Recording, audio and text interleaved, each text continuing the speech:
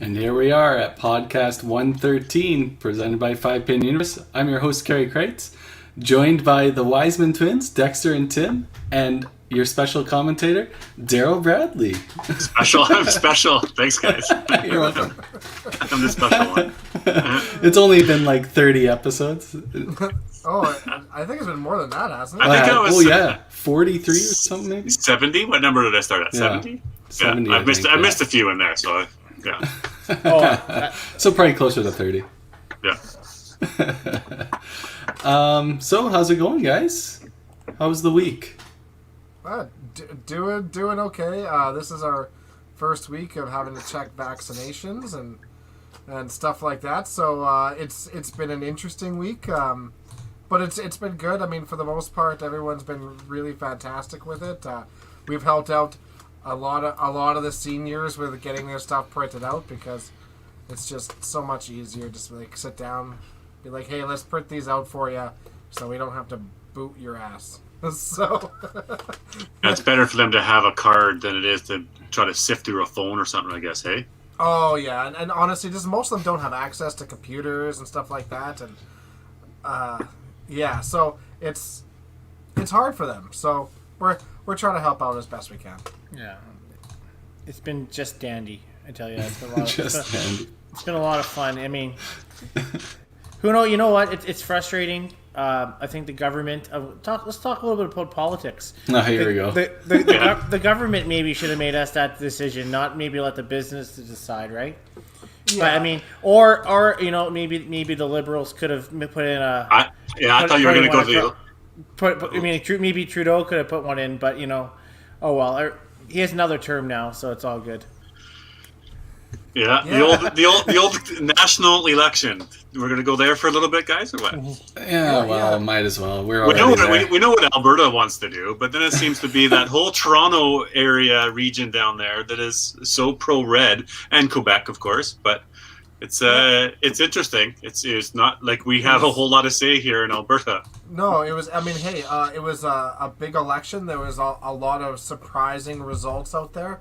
Not in the least. It was exactly the same as last time, and like, completely unnecessary. But you know what? $600 million. Yeah. $600 million making people come out in the middle of the fourth wave to do this election is it just seems ultra ridiculous to me. But yeah, hey, you know what? It is what it is. My only complaint, honestly, is the fact that you know, we were supposed to have electoral reform 6 years ago. And I don't think that's ever going to happen because it just doesn't suit people. So here we are. That's my rant.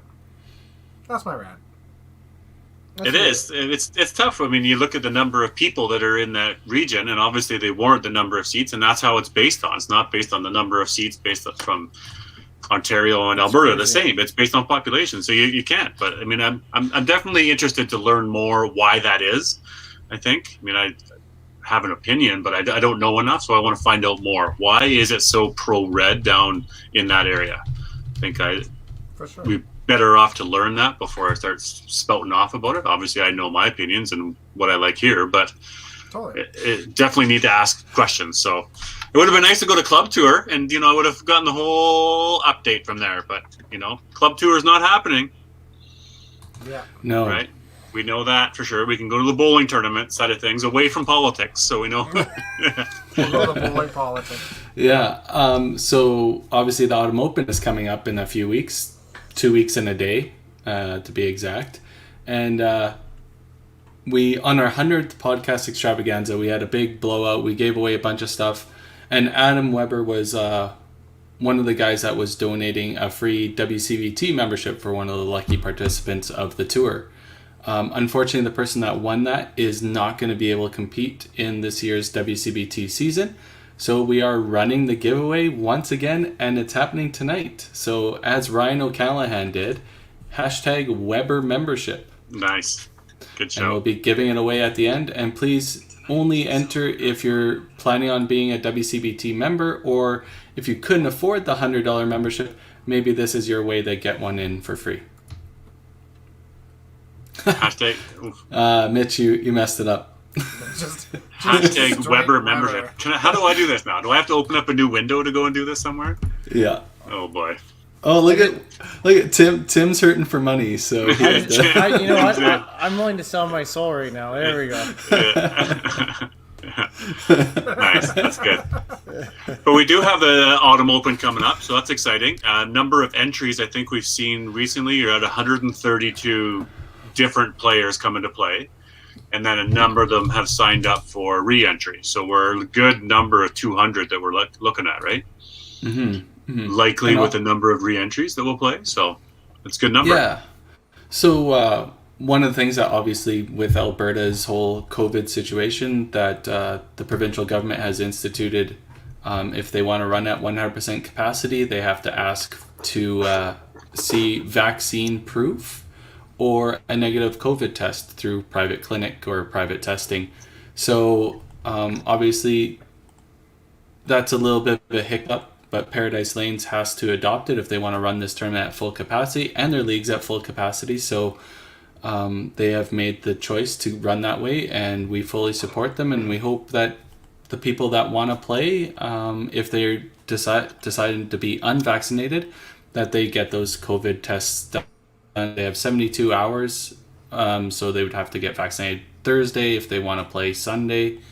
But yeah, it's a good option for everybody. They're not denying anybody as long as they can prove that they're vaccinated or aren't sick with COVID-19 or carrying COVID-19. I guess I should say. You may not necessarily be sick. You may be asymptomatic. So.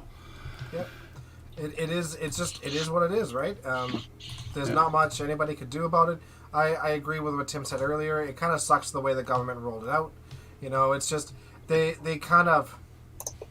made it appear that businesses had a choice when we don't. I mean, ultimately it's 1/3 capacity and households only, or you can run like normal if you do this. It's just there really is no choice.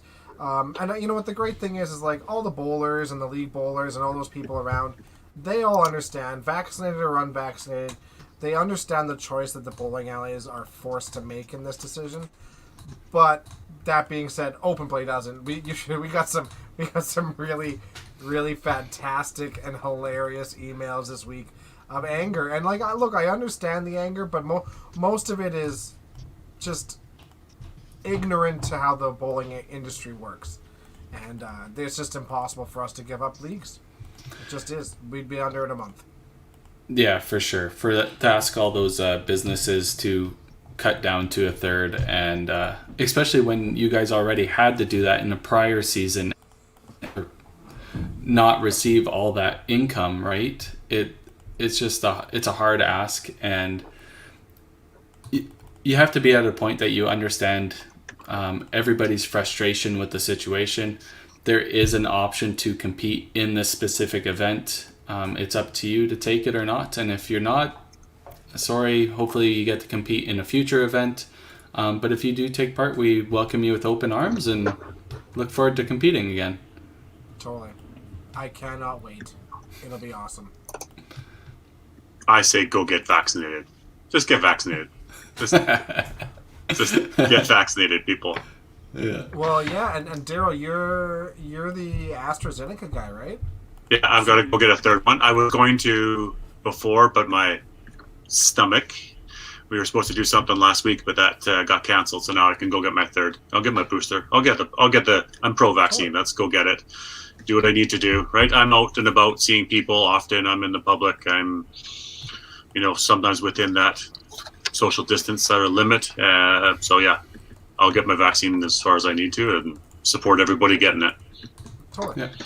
Yeah. And then, so today we announced as 5-Pin Universe, we will be running a press conference the Wednesday prior to the Autumn Open, a virtual press conference. So we released a call for media. So us ourselves will have a media person asking some questions of our participants, and then we'll have some guest media involved as well. So looking forward to hear from some of those media outlets that want to be a part of this. And we've allotted kind of 10 minutes per participant. We got our lineup built already. We may be adding a few people here and there, but for people wondering who the participants will be, it's probably somebody to do with really done well in the WCBT, is helping the WCBT, or has done extremely well at the Autumn Open. Those will be kind of the criteria for this event and this press conference, and I hope it runs smooth. We got a pretty stellar lineup, and it was fun to build out. Yeah, I think it's huge for the game, right? Every Wednesday before a major tournament, we'll do a press conference, right? And continue to invite more and more media, whatever, the local newspaper, the local stuff. It's something that will continue to build the game by having a official professional format of doing it. I guess I should spell that right. Yeah. That's not how you enter the. So that's the press conference on the October 6th. So that might be night might be something that we want to start the sharing of posts. Right, we had talked about that I think last week, and numbers and sharing it and people, and that's just something that would be good. And then that whole weekend we'll share the shit out of the posts from WCBT, 5PNU, all the streams, and just 100 shares that weekend will make it go viral for sure. Absolutely. Yeah, exactly. I think that's the perfect time to, like you said, for everybody that's involved to share it and all that good stuff. And I don't know. I'm kind of excited. It's the first time we're doing a press conference, so it's going to be interesting. How about 5PNU 8 Gamer? As we've released 3 episodes now. Yep. Getting a lot further along in the matches and coming together. So we're getting there. So thanks for everybody for playing those. Thanks to Carrie, obviously, for your production time and you've been putting into doing all that and getting that going. Dex has been doing lots of commentating, so it's been good. Be careful how much you thank me, because I had to solo commentate one episode and I apologize to the participants. It wasn't very good commentary, and the viewers will probably snore through it. So it's. Oh, whoops. Yeah. Was that the noon one? Yeah, it was. Yeah. But the rest are really good. Some of the production went really well. Some of the scoreboards are hard to read, but for a first time going through this thing, it's been really good. Yeah, I mean, we got to use technology. We have to rely on things like internet, and the internet is tough. A lot of bowling alleys are in basements. There's things like that. So the people jumping on cellular it's been interesting.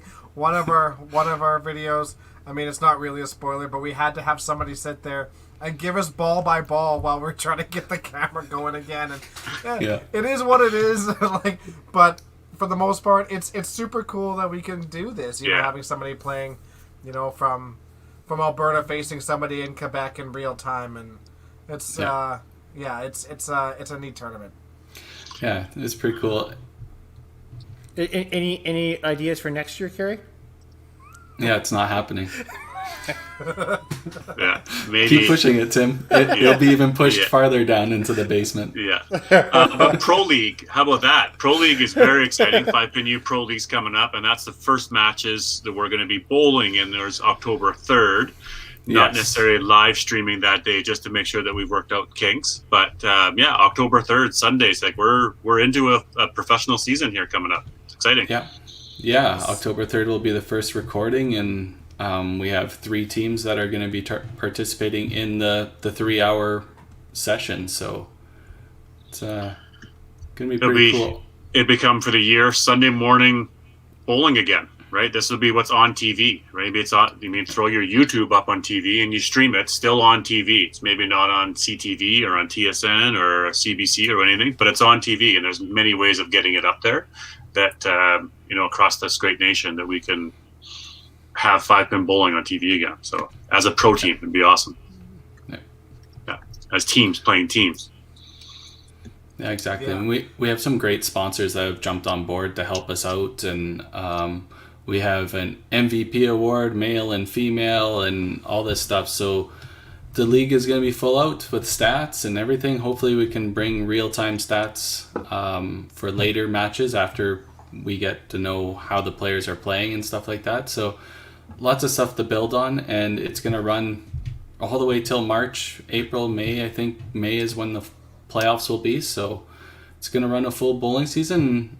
Hopefully it almost lands on every week, right? Every Sunday there'll be some gaps due to the WCBT, the Masters, the Open across the country and stuff like that. So there will be some breaks, but it'll be. We hope people enjoy it. Yeah, and support it, and share it, and build it. Right, build this with us. Right, like.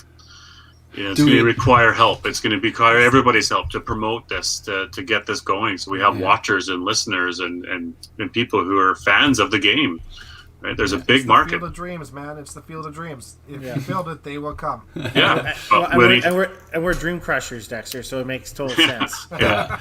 Go Bombers. Let's go. BPG Bombers. And do we announce now that soon there will be team memorabilia that you might be able to purchase and all that good stuff? We're working on some stuff that you can purchase a specific logo on a piece of merch or stuff like that. So support your local team or support the team that you think the logo looks the best, or maybe you like the person on one of the teams or something like that. Everybody has a Marshawn Lynch on a team, right? So segue. All right. So let's pay our bills. So you can become a patron at patreon.com/5pinuniverse for as little as $2 a month Canadian, and help support us run this silly podcast that we're trying to do every Wednesday, and all our future endeavors for 5-pin bowling. And once again, we have All-Star Bowling Sales, sponsor of the week. I'm not sure if we're going to do a giveaway today. Maybe I'll decide halfway through. So people paying attention, I'm going to come up with a random hashtag if I decide. Most likely, it won't be All-Star Draw.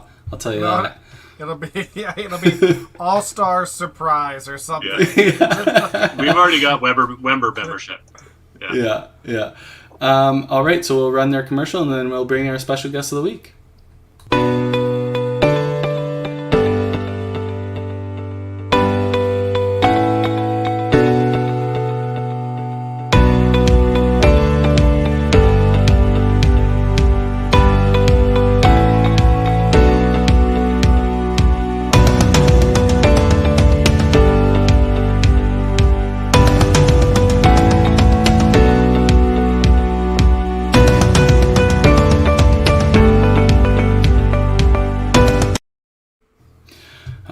So without further ado, our now local Edmonton player, since he's been pretty much everywhere in this country bowling, we have Mr. Steve Cummings. Hey guys, how you doing? Hey Steve. Thanks for having me. There's the segue with the Marshawn Lynch jersey in the background. Was that thing I like it, eh? it? Go Hawks. Go Hawks. Not a Seahawks fan at all, but like I have got to respect that that stiff arm. That stiff arm is one of my favorite highlights ever. So good. It's classic. We should have that ready. Hey, that clip. That clip ready. What clip you talking about? Boom, right here. Oh, it was so good. Just absolutely launched the guy. It was insane. Absolutely insane. Is that when he got the nickname Beast Mode? No, I think he had it before that. Did he? He definitely He proved got it it. then. I think he got it when he was still playing for Buffalo, I think. Oh, fair enough. But Tim, where did you find that? Where did you find that picture on the Facebook page there? You been creeping my Facebook or what? Oh, that was Carrie. Carrie creeped you. I was like, I gotta find a picture for Steve. Oh, there's one that Allison's in. We'll just throw that one up. Yeah, that was a good one. I figured you'd like the Seattle one. Yeah, it was good. How long have you been a Seahawks fan? Like, who would have been the original players? Well, back in the day, obviously growing up on Vancouver Island, right? So obviously I followed them they were like the hometown team. So back when, Hasselback and Largent and all those guys back in the day, right? So I've been following them. Not a bandwagon jumper. I've been following them since I was a kid. So, yeah. Wasn't Brian Sean Bosworth? Alexander was one of my favorites too. So. Wasn't Brian Bosworth Seattle? He was, yeah. Yeah, I played there for a little while. Oh, was he? He played a few different places, did he? Yeah. Yeah. So, didn't work out so well for him.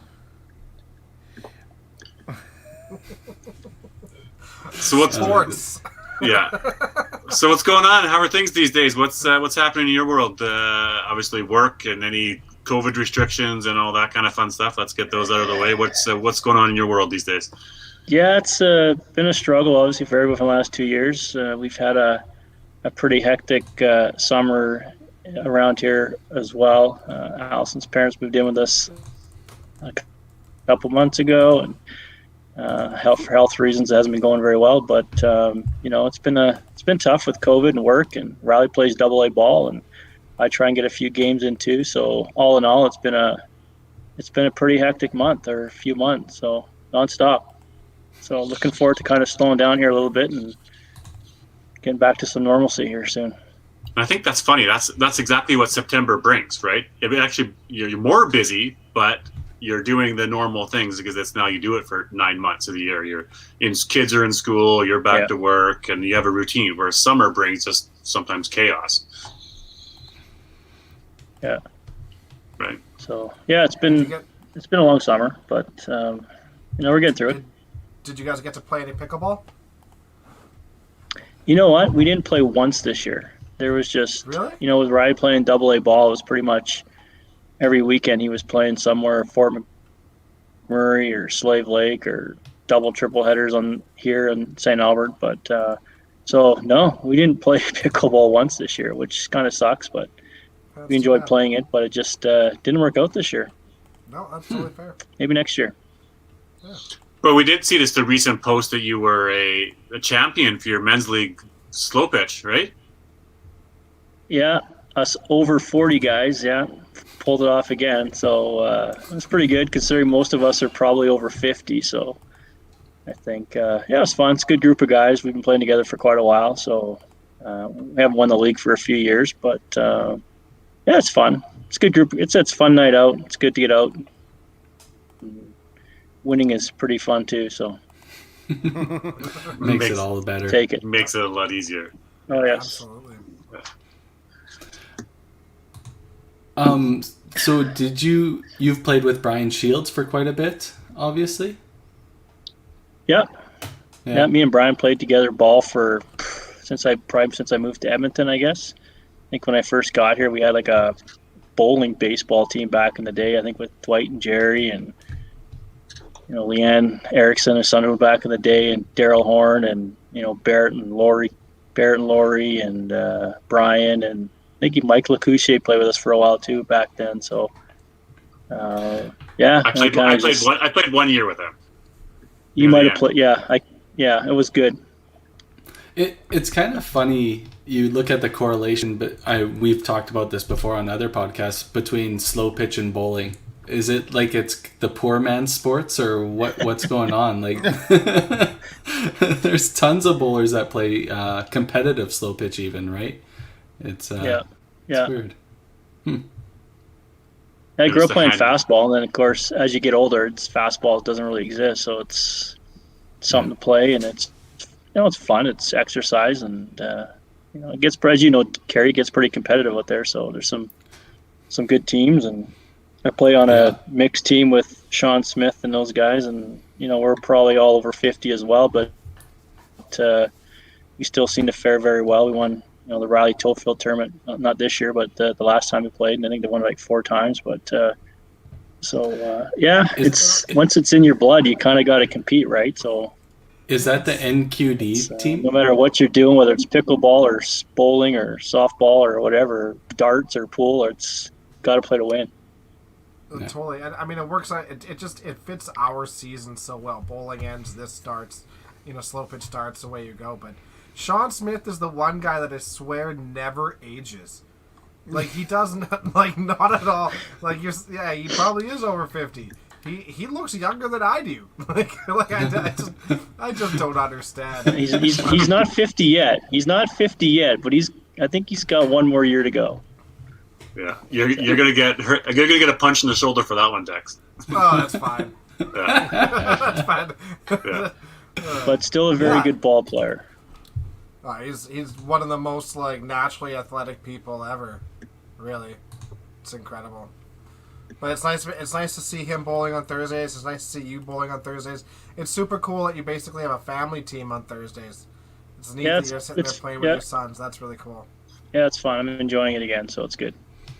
Awesome. Now, have you not bowled in league the last number of years, or how long of a break have you had here?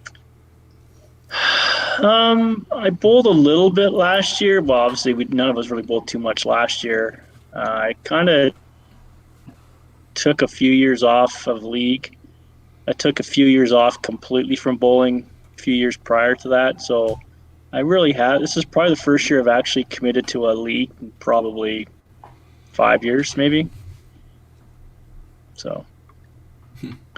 And it's good so far. Like Doug said, you're playing with your family. You're playing with Sean Smith is coming out, and obviously Allison's in the league, and there's a whole bunch of us in that league. So it's not like you're going in without knowing anybody. There's a dozen teams in there of somebody's somewhat competitive. It's good. I'm not a huge. I haven't really been pushing to play leagues for a while now, but my wife says if I want to play tournaments, I got to play league. So.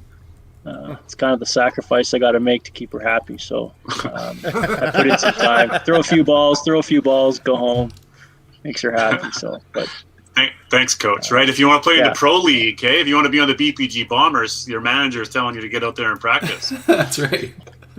Yeah, I'm pretty sure I'm on the bench to start, so it's okay.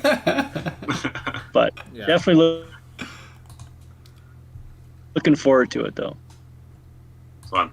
That's it. Old guy needs practice. Yeah. Nice.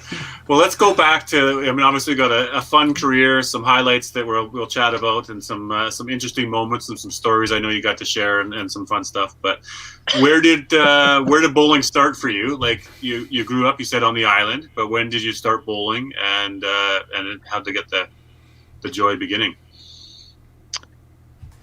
Yeah, I guess I started bowling when I was about 6 in Nanaimo on Vancouver Island. Had a couple uncles and stuff that used to play and so forth, and I kind of went down the lanes and thought, so I'm going to give it a try. So I think we started there at Fiesta Lanes in Nanaimo back in the, I don't want to age myself, but mid-70s, I guess. And then, I don't know, kind of took to it and was decent at it, I guess, at the time, and just kind of stuck with it a little bit. And, kind of went from there. And I think when we were 10 years old, we went to nationals for Bantam boys team at 10 years old, probably the first time ever on a plane or anything. So went to London and Niagara Falls, went to London, Ontario, and a small town like Nanaimo was kind of a big deal back then, right? Not a whole lot of teams were ever coming out of there to go to nationals for basically anything. So it was kind of a big deal, and it was a lot of fun. And again, I guess I had some early successes and kind of got hooked to the sport and just kind of stuck with it all the way through. So,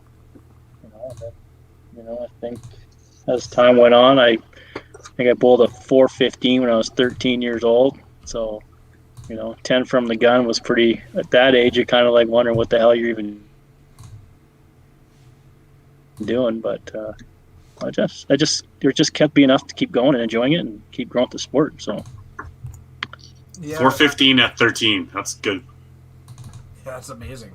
Yeah, 10 from the gun. It was pretty stressful, but it was fun. No doubt. How was and then I pitched. So. Well, yeah, you did pretty good to get to 10. Yeah, and you haven't ever thought about it since either. I thought so. How was your first national experience? National was fun. Obviously, 10 years old, and I was again growing up in Vancouver Island, going to London, Ontario. It was fun. I don't remember a ton of it. That was a long time ago, but I do know we played for. I think we were playing for the bronze medal or whatever, and I know we lost. We lost a bronze medal match. So I remember that being pretty devastating, and still got some pictures showing that. I mean, losing back then still sucks. So it was. Hard lesson learned, but obviously a good experience, right? So, nationals always are. So, and where? Sorry, where was nationals? London, Ontario. Oh, okay, and that's when they were still obviously doing the billeting and stuff like that too. And so that adds a whole billeting for sure. Yeah, definitely billet. Yep. That's really cool. It's crazy, going to nationals at that age can either like rope somebody in for life, or scare the shit out of them and never play again. Yeah. We've had kind of both from our center. Yeah. Right. But what a big decision. As a 10-year-old, you're getting sent across the country and go to stay with somebody else. I mean, on one hand, this is amazing. But on the other hand, it's like, this is kind of scary for a kid and a family, right? Don't know where you're going, where you're staying. Obviously, you're going to a bowling tournament. It's like, I didn't even know I was bowling in the tournament in the first place. And now all of a sudden I'm going to nationals, right? Yeah. And as a cool parent, experience. who they're staying with and stuff like that, you don't know that. I mean, they got rid of billeting. Oh, that would have been 1998 was our first nationals, and I think that was the first year that parents could take the kids. And it's crazy to think that nowadays I don't know if you could do it. I don't know if you could do it at all anymore. Really, There's so much. it's just a completely different society that we live in now. Yeah, I mean, imagine you do your checks and your paperwork and all that stuff. I mean, obviously, there's guys in junior hockey, the Oil Kings, all those players get billeted, right? Obviously, a different age group, but they obviously have waivers and sign. We have a good buddy that's actually billeting a player, so he's telling me all about the hoops they have to go through. But it's probably a lot more worth it for them to do than it is for the bowling to do it there. It's either all or none or what. So you'd have to.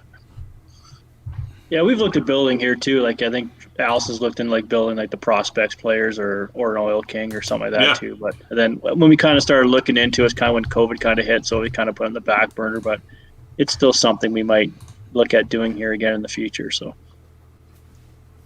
it's a neat idea for sure. And that's exactly my buddies. They've got a 10-year-old boy, and they've got a goalie who's their billet for the Oil Kings, and he's like a 10-year-old at home. And he's a goalie. He's really, really good. So like how much of a good opportunity is that for him to learn to see right firsthand? Yeah.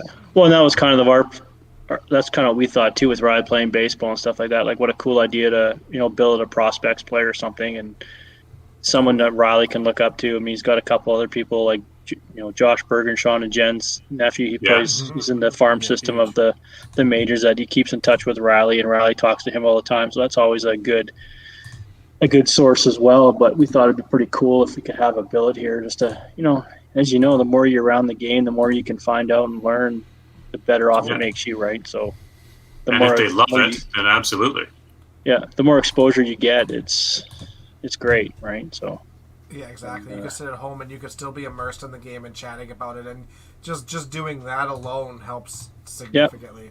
Yeah, the Jays are always on. I mean, when he's playing baseball, we're dropping him off at the park at 10 o'clock and we're picking him up at 5 or 6 because he's just staying there hanging out. Like in this day and age, like what a great place to hang out with your childhood. Then, some kids are doing other things, right? Or even sitting on video games and stuff. So we're all about letting him just have fun and play and spend as much time in the ball diamonds as he can. So nice. Going field something or shag balls or whatever. Yeah. Good idea. Yeah. Watch games. I mean, there's so much to that game to learn, right? So it's not just as easy as hit the ball, catch the ball, right? So it's still playing after a whole lifetime of it. You still learn stuff, right? Like it's never ending. You always can learn more in that sport. So kind of like bowling. Yeah, that's good.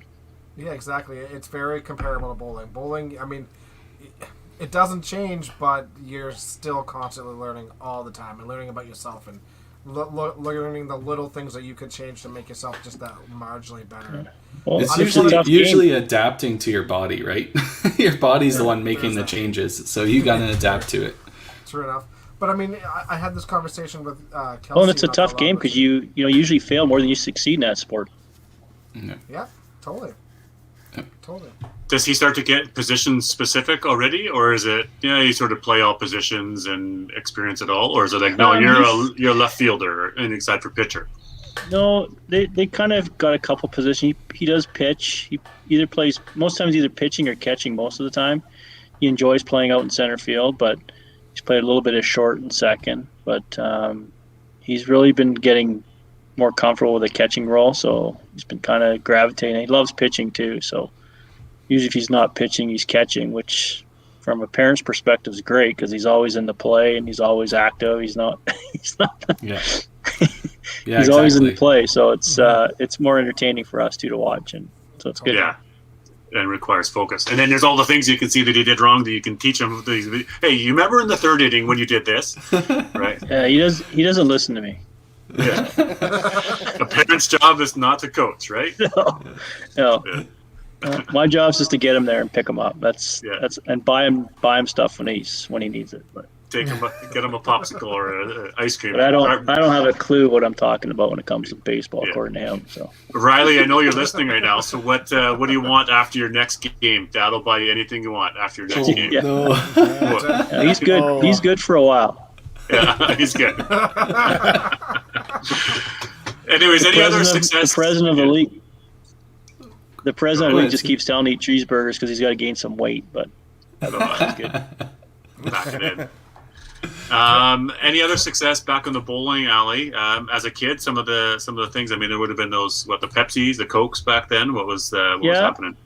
We won I was on the men's boys team in 1988. We won nationals for the Pepsis. That was pretty cool. When did you move here?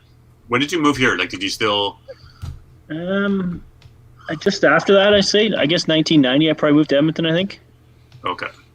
So like 2021. I think I was 20 when I moved here. So still part of out BC or part of the Pepsi in '88. Yeah, on Vancouver Island. So yeah, I still remember their coach to this day. It was the five guy team, and our initials stood for Stack. I just still remember to this day. It just kind of sticks with you, right? So Nice. Steve, Tom, Aaron, Chris, and Kevin. So I know Kevin Miller still plays, but Small world. yeah, it was fun. But that was back. I mean, you didn't go to nationals, right? It was all phone in. So you play your provincial, you win your provincial, and then you got to wait around in the banquet for all the scores across the country to come in for them to make the announcement of who won Crazy. nationals, right? So, but still a cool accomplishment, I guess. Yeah. See, no, that's they, awesome. they just needed live YBC streaming back then. after I think I peaked to. Yeah, no live streaming. No, I don't know if we had cable TV back then. I think it had to go and kick the antenna all the time to make sure it would work. So, Yeah. but other than that, not much success in YBC. After that, I kind of peaked early, I guess. But tough to get teams out there, and kind of went to singles a few times, but didn't quite make it. But yeah. So and then Any influences back then that you want to mention? A couple coaches that or Yeah. people that showed you the way? I'd probably early on, a guy named Pat Dance. He used to coach me a lot back in the day. He's been with us for quite a while, and as I got more into the adult leagues and so forth, Ron McClellan would take me under his wing and showing me the ropes, the tournaments, cash tournaments, taking me over to the Vancouver for the big 20 gamers or the 10 gamers, or just kind of really took me under his wing as a young guy and just kind of really got me into the sport, and a lot of good conversation and not so much technical stuff. Like I feel like I pretty much I'm not the smoothest bowler out there, so but pretty much self-taught, I think. But obviously it was always good for a conversation about the mental side of the game and what it takes and what you got to do. And Ronnie was really inspirational to help me kind of get over that hump, right? And it was, you pay your dues. There was no bowling schools back there or anything else. It was like, you paid your money and you played, and either you made money or you didn't. But it was a tough way to learn, but it was a good way to learn. That's how I kind of grew up, and you just kind of figured it out, right? You just worked hard. Yeah. Playing in meaningful matches, right? Yep. Yeah. When Ian Fraser comes to mind, did you meet him sometime then, or was that after? I met Ian, and Ian was when I came. So I came to here in about 1990. So the early 90s, I started playing at Bonnie Doon. Guys like Steve Cheer, Russ Baldwin, those guys kind of really took me in and, took me to Big Cat. I mean, it was all new to me, down to the Autumn Open and stuff like that. And I'd always heard of this Ian Fraser guy, but I heard he's, a bit of a hard ass and so forth, right? But I remember one night I bowled, I think a Tuesday night league, and I think I probably threw 1,000 for 3 games. And back then, when I was bowling, I used to put my left hand on my knee when I threw the ball. Mm-hmm. Right? Like a lawn bowler. Yeah, right. So I used to do that for, I don't know, I did all right at it, I guess. And I remember going to the counter and everyone's like, "Oh, Steve just bowled 1,000" and so forth. And I still remember this day, Ian Fraser looking at me going, "So?" Like, he goes, "That guy's never going to be any good until he gets his hand off his knee." It was kind of like, who the hell are you? Yeah. But I took it to heart, though. I got to admit, like, I was like, you know what? I'm going to show this guy that, so from that day, I started bowling without my hand on my knee and just kind of went from there. But from that day on, I just had a lot of respect for the guy because he was blunt. He told it like it was. And Calgary's got their stories of some of their old veterans, too. But, I know Ian Fraser didn't always please everybody, but he was good to me, and he just told me like it was, and that's kind of what I need sometimes. So it's good. What a local legend Ian was, though, right? I mean, around Edmonton and the Alberta and the Opens and stuff. I mean, similar experience. I couldn't tell in detail something like that, but that sounds exactly like something Ian would say. But he was nice to you and support you and want you to do well, but he would just give you attitude about it. But definitely, he just never sugarcoated it. He just never sugarcoated anything, right? He was just blunt, which that's how I like it. Like, just tell me like it is. Like, I don't need all this other crap. Just just tell me.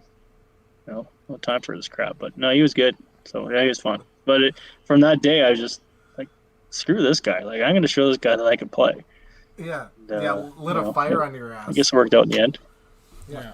It's funny. Everybody sort of has that one or two moments where they sort of have this "screw you" moment. Don't tell me that. Don't tell me I'm not going to win anything. Well, I'll prove you, right? Yeah. Totally. But you're right, though. That the time that Ian was in, and you're talking early 90s. I'm 12, 13, 14, starting to get my taste now. Where's the adults and the next things and starting to play? And you're a number of years older than me. That was the next group, the Kevin Cohuts, the Steves, and these guys with the Shields, and like, okay, I'm looking at that middle gap, and then there's, like you said, the Russ Baldwins and the Ian Frasers and Lloyd Cox, right? A lot of these guys. Lloyd was fun. Lloyd was a lot of fun. Right, Dwight, right? All these guys that the Sunday night match play at Sherwood Park used to be a 4-player team, 16 players, full, right? Match play, and these are the guys that I grew up watching and kind of like, holy crap, there's something out there. Yeah.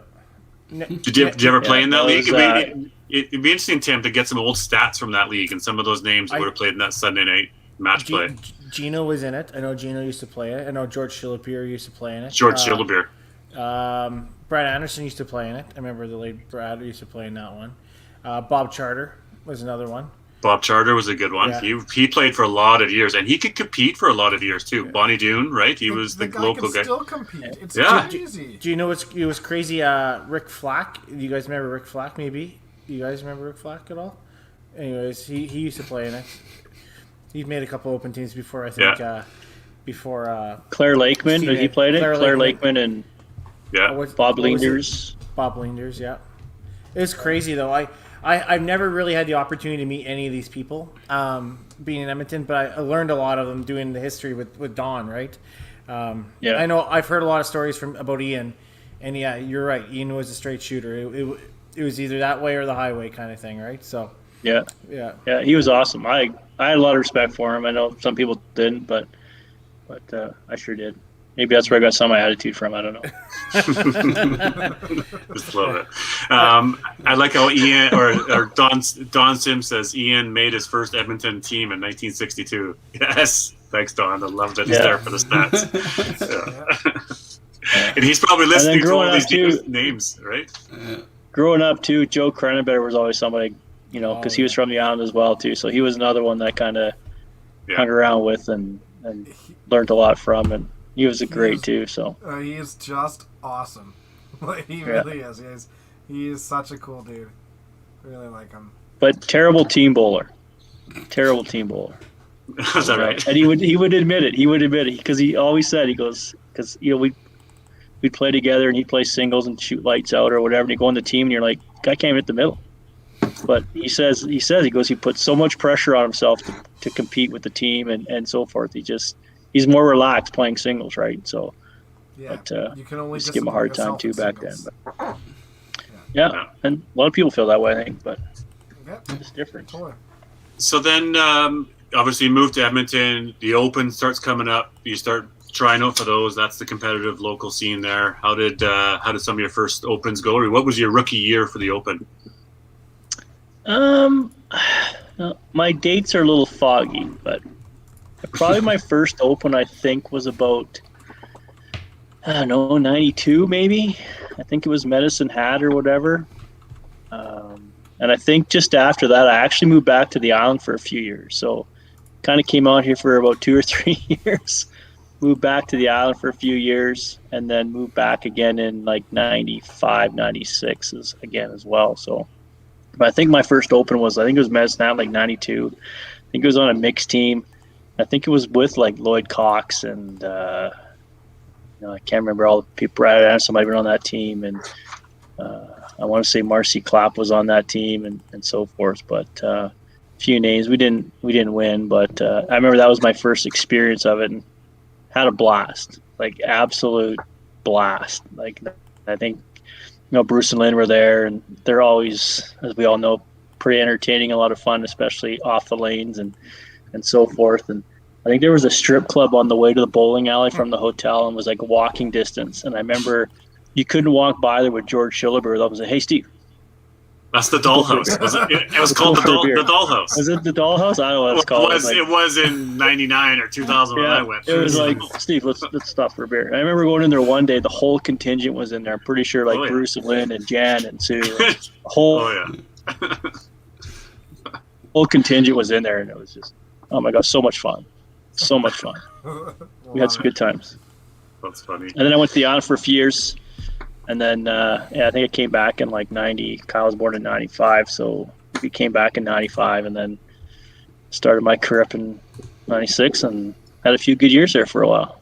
Yeah, you did. Let's go there. Starting off with obviously the Open singles. You played, obviously you won, and you beat Bruce Mortar in the final of singles. So that would have been at the provincials. It would have been a 10-game qualifying. Where did you finish? Do you remember? And then where did you play? I finished first. Yeah. Qualified first. And then, so we won men's team. There was me and Mortar, Barrett Gamble, Kevin Kohut, Brian Goodhope, and Rick Salzman, which I think Sean Smith still has nightmares about, Pumper. So we won gold. And then I remember the ladies' final was going on. And me and Mortar were sitting there kind of on the side. I was just excited. I mean, we're already going to nationals. Nationals were in Newfoundland. It's my first time. I'm thinking, this is gravy. This is great. I mean, Bruce were just kind of joking around. And I thought, whatever. We're both going to nationals anyways. So we end up playing the match. And 1-game match. And I think Mortar had to go up there in the 10th frame. And I think he had to make a mark. And I think he did a chop off. And then he cherried it or missed the spare, so I ended up winning. So I was pretty excited. I'm thinking, this is great. I just won singles, right? But it was just, I was playing Bruce Mortar. And then in the provincial crowd final favorite, and you kind of go through the thing. It was kind of a somber crowd because Bruce just lost and everything, and I didn't really get the whole thing at that point. And I remember going up to the hospitality room again. I'm on cloud 9. This is great. Right, you go in the hospitality room, it's just kind of somber. I'm like, what the hell's going on? Right, but I guess at that time there was the one thing Bruce hadn't won yet, was he hadn't won singles at that point, right? So I think it was like the last thing on his list to get done or whatever. I think he just was a little sad about the whole thing, but it was it was fun. But it was a good story. It was fun, but. Or to do the double nationals, or to do both at nationals, maybe. Yeah. It was good, but it was Newfoundland, right? It was my first nationals. It turns out my only nationals, but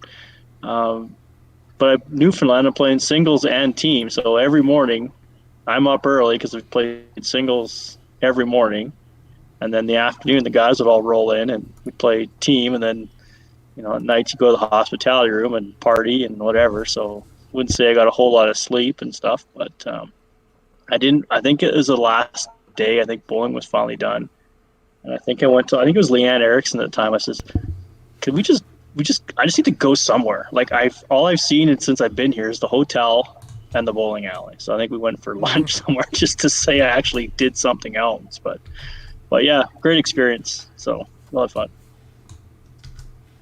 Yeah, that's awesome. Do you think the winning of the gold medal for the team already made that match against Bruce? Do you think that made it easier on you?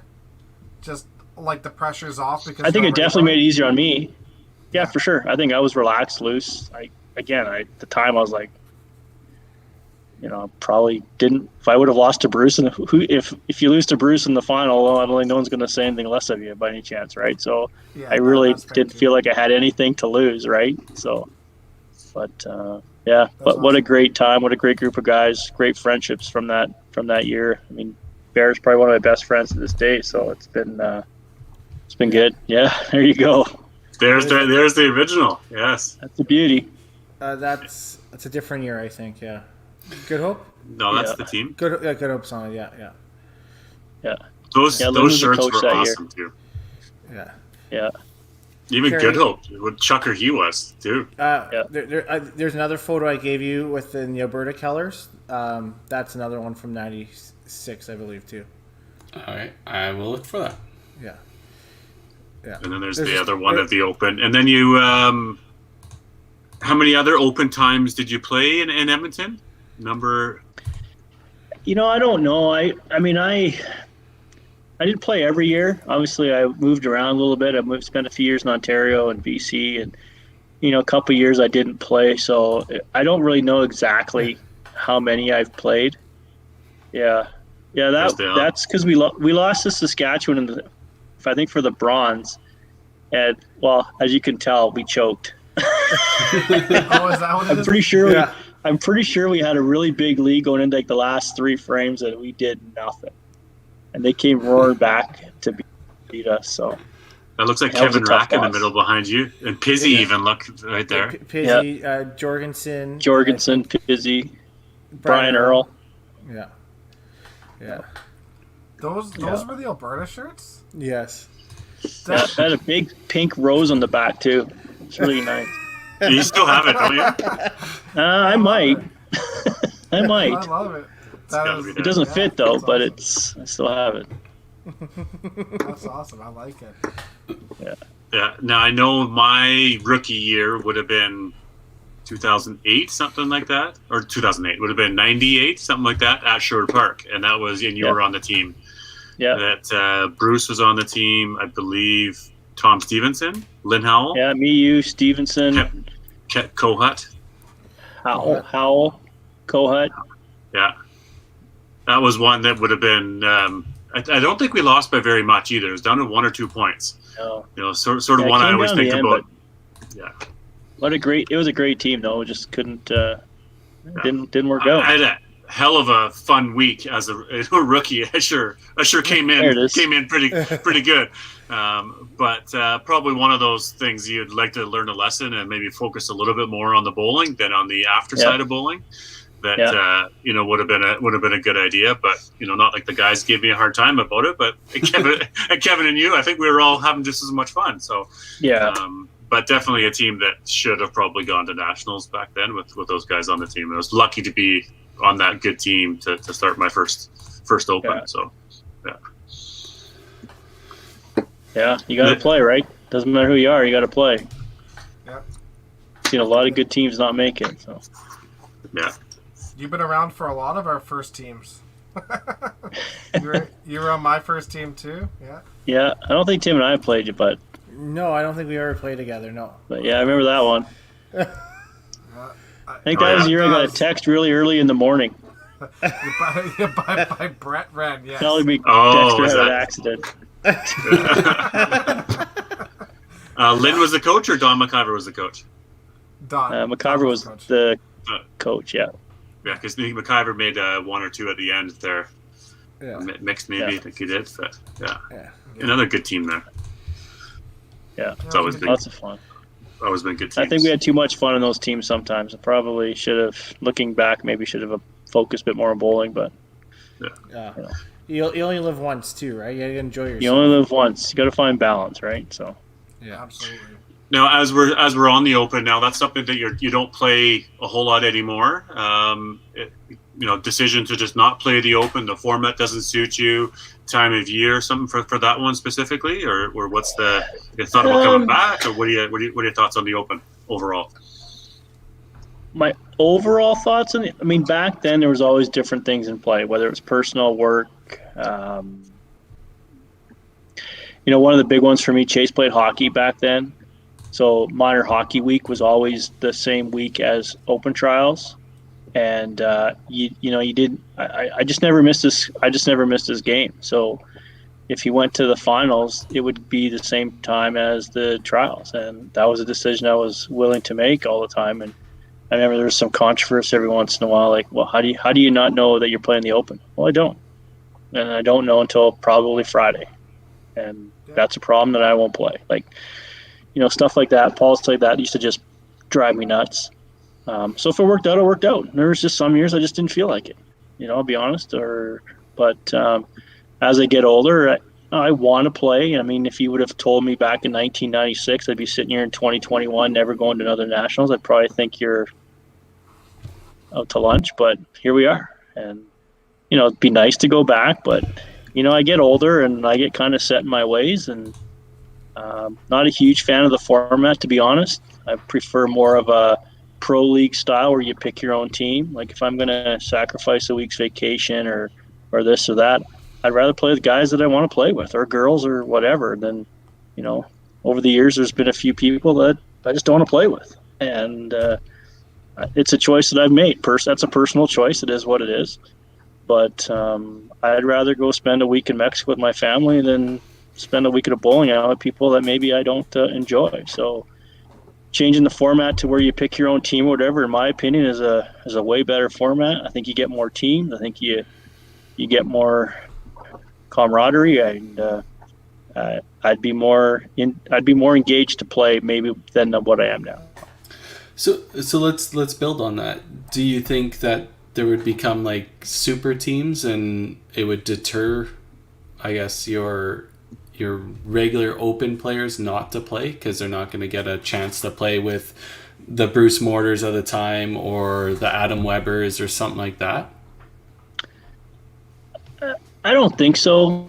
I've always looked at bowling like curling. Curling, I feel like 20 years ago, bowling and curling were kind of on the same area. They make their own teams. I think you play with people you enjoy playing with. Obviously, you want to compete, but there's chemistry that's involved. It's not just about putting the 4 or 5 best bowlers. They aren't going to win. I've been on teams that have been pretty good that they don't win. They don't have chemistry. There's that one person. Yeah. It's more about chemistry, I think. And, Alberta has 5 zones, and a couple of those zones struggle to compete. So you flip that around, and you tell them you can't 5, 3, 4, 5, 6 men's teams that are willing to put the money in. And we have our egos and our pride, and we all think we can win. And I strongly believe that's my personal opinion, it's a better way to go. 5-pin pro team league. Yeah, I'm looking forward to it. I think that's the way to go. I'm not trying to, I tell it like it is. But personally, there's a lot of Opens I haven't played. So it's like I look around and I'm getting older and the kids are getting younger, and some of them just want to drink and party and have fun. And I get it. I was there, but I'm not there anymore, right? So if I'm going to take a week away from my family, at least I want to do it with people that I enjoy being around. Yep. Absolutely. So exactly. And that's why there's the avenues of the 5-pin pro team league that you do have the option, you have the choice. So you're not forced to have to do the Open, right? And that's the good thing, is there is opportunity and there is pro choice that you can do whatever you want. You don't have to play it. Yeah. So I think it's great, but that's my 2 cents. I still say my favorite. I got to be honest, my favorite tournament throughout the years is always the Edmonton Open Trials. I think that's always been the toughest tournament to play in. You're taking your top 9 guys make, and you can look at that list every given time and saying, you got 5 or 6 guys that you think are going to be there for sure. And then it's always a couple people that come out of the blue. Like, you got to bring your A game to that one, every single one, for 20 games. So I've always loved the trials, probably more than the provincials, if I'm being honest. But I love the trials. I just love that that competition. It was Edmonton's zone is tough. It's like you've won already. Maybe we're just looking for a 20-game tournament, 10 game Saturday, 10 game Sunday. You know, I don't know. But you're right, Steve. Making a team in Edmonton is an accomplishment. Right. Good. yeah. Yeah. 100%. Yeah. Let's switch over to the Masters. Now, a couple of years in that same sort of world there of mid '90s, had some success in the Masters. Didn't play those a lot of years either. Just sort of in that time frame. That was again choice to qualify and make those. Tell us about your Masters experience. Yeah, I played Masters a couple years in BC prior. I played a couple years, 96, 97. I played a couple other years. I can't remember the years, but I love Masters. I like the competition of the Masters. I like playing with and against the fellow bowlers in Alberta. My thing, to be honest with you, bowling in July just doesn't do anything for me. So again, choice that I made, right? So I did it for a few years, had some success at it, and it was just there's always seemed to be stuff going on or work or just kind of this. I don't know. I found bowling in July was a very long season because if you make it, you got to play, and then it wraps around again a month later. You're back at it again. It was just I kind of always needed that break. But in '97, though, that would have been a fun experience. I mean, obviously, as a singles out of Alberta, even just a win out of singles out of Alberta would have been a big accomplishment to get your name on that trophy.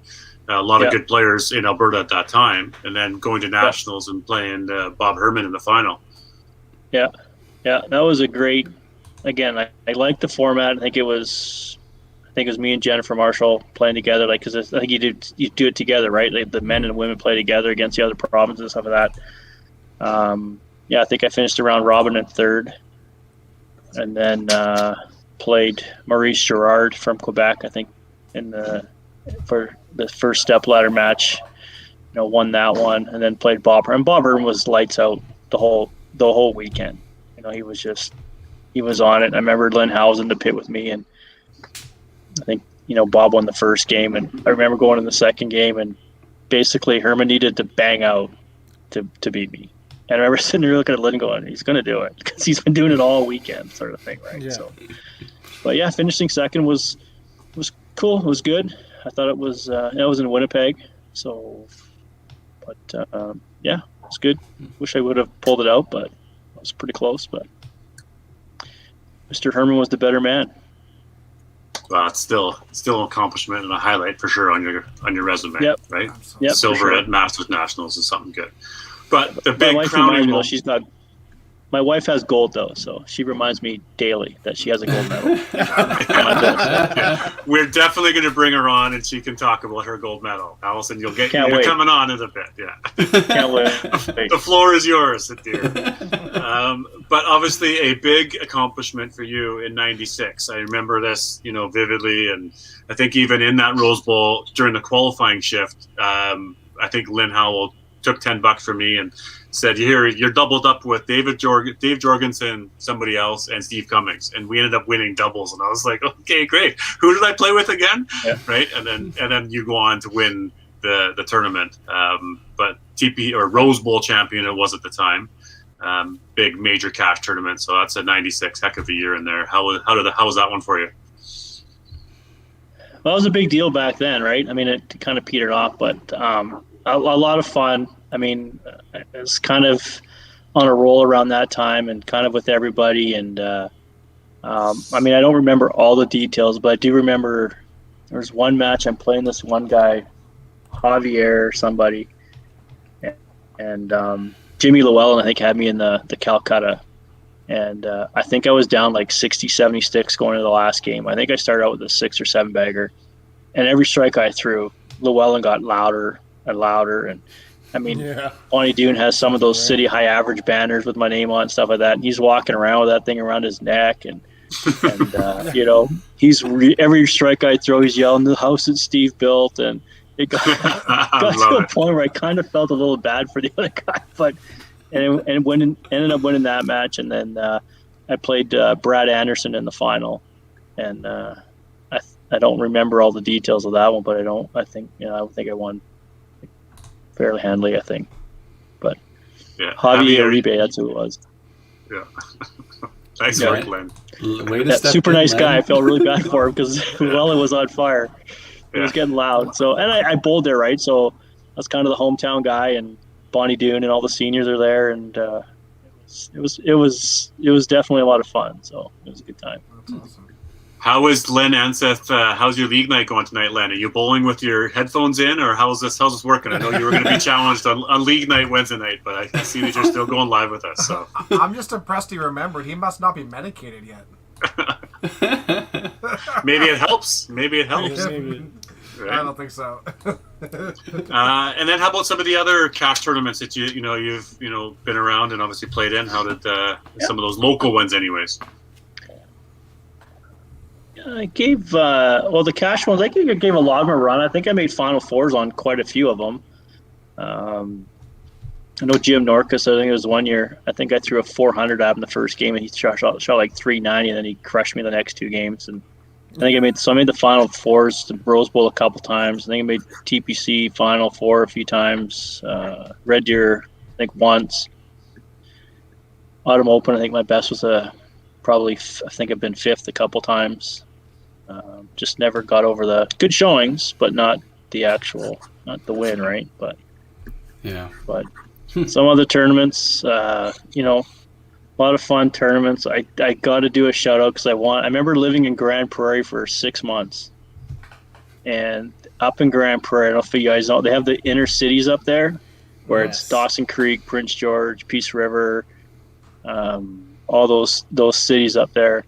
And I was up there for 6 months, and I made the Grand Prairie team. And I went to Prince George for the tournament, and I won the title there for singles. I'm pretty sure some of the locals weren't very happy with me just kind of walking in. And I was talking to Gerald Hafner last night because I wanted to couldn't remember the exact name of the tournament, stuff like that. And he says, this is the 54th year they're having it, hopefully this year. So a great tournament, a lot of fun. They played the exact same way as the Open, and probably one of the best weekends I ever had bowling. And back then, we were always pretty big on the Buffalo Club, and nobody up there knew what the Buffalo Club was. So you can imagine how much fun I had with the Buffalo Club with all these guys. And I texted Gerald Hafner yesterday. The first thing he says, I'm still pissed at you for Buffalo. It was a big deal, man. It was a big deal for Buffalo Club. Yeah, it was big. It was so much fun. Great tournament. Let's start a new hashtag. Hashtag Buffalo Club. Come back. Autumn Open. Hashtag Buffalo Club. It's on. The northern that northern tournament's awesome, Steve. We've been trying to convince him to let Sure bowl in the last couple of years. Yeah. But they're a little bit like worried that we're going to bring our top players in there, and it's not. And you can attest, it's not so much about bringing your top players in. It's a fun weekend for everybody. It was so much fun. It was competitive. Yes. There's obviously a lot of great bowlers up there. Yeah. And it was a blast. I truly had a blast up there, and they were all very warm and welcoming, and I'm sure they weren't very happy I won it, but some guy walking in, taking the title and leaving again, but great group of guys up there, Prince George, all those places, right? Guy Lund, I remember Guy Lund out in Peace River and stuff like that, and Gerald and those guys. So Brian Murray, I think I beat in the final, but Brian Murray, I remember Brian. Sure. Yeah, it was fun. That's awesome. But obviously, last year now at the Autumn Open, you were you fifth last year? Yeah. Yeah. So that's a one to work on, and obviously you got a couple of weeks away to get ready for that again. But that's a tournament obviously you must have enjoyed and want to look forward to get back, and what it takes to get there. Yeah. Well, it was ironic, and it was ironic because I really hadn't bowled. I basically quit bowling. I quit bowling for like 2 years. I'm sure we'll get into it later, but I just quit bowling. I just didn't enjoy it anymore. It was no fun. I didn't like it. I was still living on the island. I just got tired of the politics of it all. It just isn't fun anymore. So I quit. And I moved back to Edmonton, and Kyle was like, "Hey, Dad, I want to play the WCBT tour." And I'm like going, "Okay, well, let's So, okay, like, I want to play with Kyle, so let's go ahead. So I really hadn't played at all going into the Rose Bowl or to the Autumn Open, sorry. And I started throwing balls and stuff like that, and would go down blinding to practice and a couple weeks before, and kind of went down the week before and just kind of simulated an 8 game just by myself, just kind of went through the paces and so forth. And I think I averaged like 3. I know it's Bonnie Doon, but it gave me confidence too to say, hey, I can still do this. So I went down and I played the first shift. Thought I played pretty well. Didn't quite have enough. And then played the second shift, I think Saturday afternoon. I think I banged out 9 and 10 to just kind of ease into to just make the top 40s. Yeah. And then the 16s, I think I had like a 600 double my last 2 to squeeze into the top 16. I think I qualified 16. Nice. And I think I started like 7-0 in this top 16s, and then Brian Hurst played well, and some other guys started playing well, and I got to admit I was probably getting a little tired by that point. I really hadn't played much and so forth, but hung on the 5th. So yeah, I was able to hang on the 5th and ended up hanging on enough to get me to the Tour Championship. Unfortunately for Mike Lecoussier, but got me in there. So yeah, it worked out pretty well. So now I'm kind of hooked again. So having fun again. Right, because you were the alternate originally for the Tour finals, but you got but you got it, and that would have been a neat experience too. Obviously, we brought everybody in and did a little quiet filming series, but had a fun time. That would have been a neat experience for you to get into the Tour finals. Yeah, it was fun. You guys did a great job. It was a great show. It's definitely good to be a part of. Wish it was 20 years ago, but hopefully I get a couple years at it anyways, but we'll see how it goes. Yeah, the unfortunate side of it was literally that was the only event we could run, was just those 12 players. Like, you missed the opportunity to be a part of the Gallagher Cup and the other stuff to, I guess, get you prepared for those matches. But hopefully this year or this coming season we're able to run the Gallagher Cup and give those 12 guys or girls the opportunity to play in a unique format, a Ryder Cup format event, and get them all hyped up and then play for the Tour Championship. I think it adds a little bit to it. You kind of went in like you haven't bowled for so many months, and then all of a sudden you got to play for essentially what everybody was playing the Tour for, was that one title, right? So yeah, it would have been nice to experience the whole thing, right? The crowds and all the other stuff. But, grateful for the opportunity. Hopefully do it again. How about TSNs? I know back there, and you competed on a few TSNs. The true TV at the time, and would have been a big deal. How'd you do on those ones? Yeah, I made TSN 3 times. Once I had a whole lot of good luck on those things. I think the first one was 2001, September 10th, 2001. Day before. Oh, right, so, yes. Because taping was in Toronto, and I had to go to a work thing in Montreal. I was actually in the air when 9/11 happened, flying from Toronto to Montreal. So I remember landing in Montreal and getting to the hotel at the airport. At that point, we didn't hear anything. And then you get in the airport lobby, and it's just chaos because, hotel people are trying to check back in their hotel. The hotel saying you can't check in. The rooms are taken. It was just a nightmare. So I remember the date, obviously crystal clear, right? So anyways, the first year I played, we always see TSN games that are just not good. We see a lot of 180s and 190s. And I played Steve Robson my first time out of BC. Banged out 9-10 to win my match, like 300 to 290 or something like that.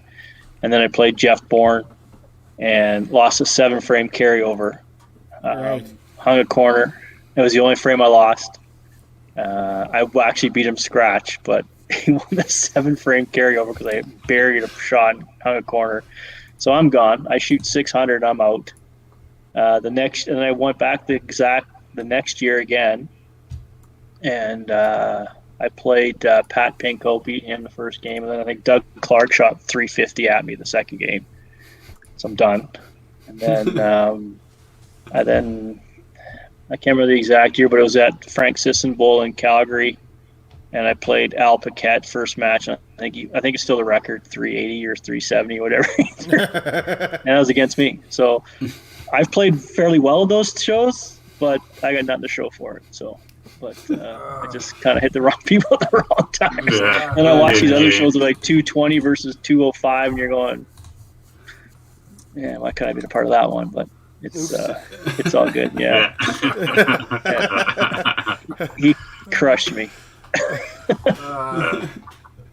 But they the are. downside of match play. Yeah, they're fun to be part of, but they're not fun to be on the losing end, obviously. Yeah, no, definitely great experience. A lot of fun. I enjoyed it. The TV stuff's fun. Yeah, it's great. The production side of it is what makes it fun, right? When the production is taking it serious, you got the crowds, you got the cameras, and you got this. It's like, oh, this is a big deal. Yeah, it is. Yeah. Right? Yeah. Nice. Yeah. Now, here's a fun one in the stat book: is 6-time Edmonton City high average. Yeah. I'm sure there's a lot of cities out there that keep track of this and their high averages, but Edmonton's 6-time high average is a huge accomplishment. Some big numbers in there too, and seeing your name on the banner over and over and over is awesome. What remember some of the scores and what they were, what the averages was, what your highest might have been? I think my highest might have been like 276, maybe. Yeah, I had a good run. Tim, does Tim have the list of what they actually were? Yeah, good. Yeah, it's I got it. Well, the ones 276 and 96, 273 and 97, 270 and 2000, and then we had 270 and 08, 267 in 2011, and I think there was one other one that were in there as well. I'm just quickly looking here. So, yeah. Tim, will you have that up? Maybe inform the people how many on this podcast have a Edmonton City high average. Oh, Carey, 264. Yeah. Right, because Carey has an Edmonton one. So silly, right? Yeah. You know what? It's. I think there's a lot of pride in that, to be honest. Sure. I'm super proud. Yeah. A lot of great bowlers there to be had, and especially when you're playing in like the 90s and like that when the pro leagues were around, definitely incredible. I think it's something that guys are starting to watch for now, right? I mean, there are some big numbers. I mean, Bonnie Doon a couple of years where scores were high, right? Yeah. But as an overall, I think guys start watching it near the end of the year, don't they? For sure they do. Oh, 100%. 100% they're trying to, or they're trying to, or if they think they've got a big enough lead, they'll sit out a week. But it's an absolute honor to make it. Honestly, it's certainly a goal of mine to do it one time, let alone 6. So yeah, 6 is big. Yeah, that's unreal. It's unbelievable. Anybody on that list, Tim? What's a multiple? Does it say frequency? Well, Weber, right? Weber's got it twice. Bruce never played. Bruce never played leagues. No, yes, he did. Yeah. Oh yeah. We're missing some stats here, but Johnny got it twice in there. I'm looking at. Bruce got one, he played in 2001, and then I got him from 84 and 85 at Windsor as well. Yeah. So he had 3. Yeah. Yeah. So some good players. It got kind of convoluted at the end because all of a sudden it was like Schultz only played a quarter, so he got the X amount of weeks in, and then I remember the Weber and Freddie thing. They took off the last week in order to get theirs, right? I was like, you dirty dogs. Yeah. That's not allowed, you guys. Oh yeah. Pull it out. I'll remember that. No, I won't. I will put back in. No, it was good. I mean, obviously Bonnie Doon's always been it's always been a very good scoring house for me. Obviously, the last few years there's been some changes, but I was able to do very well, even back in the day. Like I've played well there ever since I walked into that place, and it was always like I'd play well there. And again, as the naysayers or the Ian Frasers of the world or whatever, it'd be like you go win somewhere else and then we'll talk, sort of thing, right? So I think that's when I won provincials at Lloydminster, and you start winning other places and TSN trials at Edmonton Bowling Center, and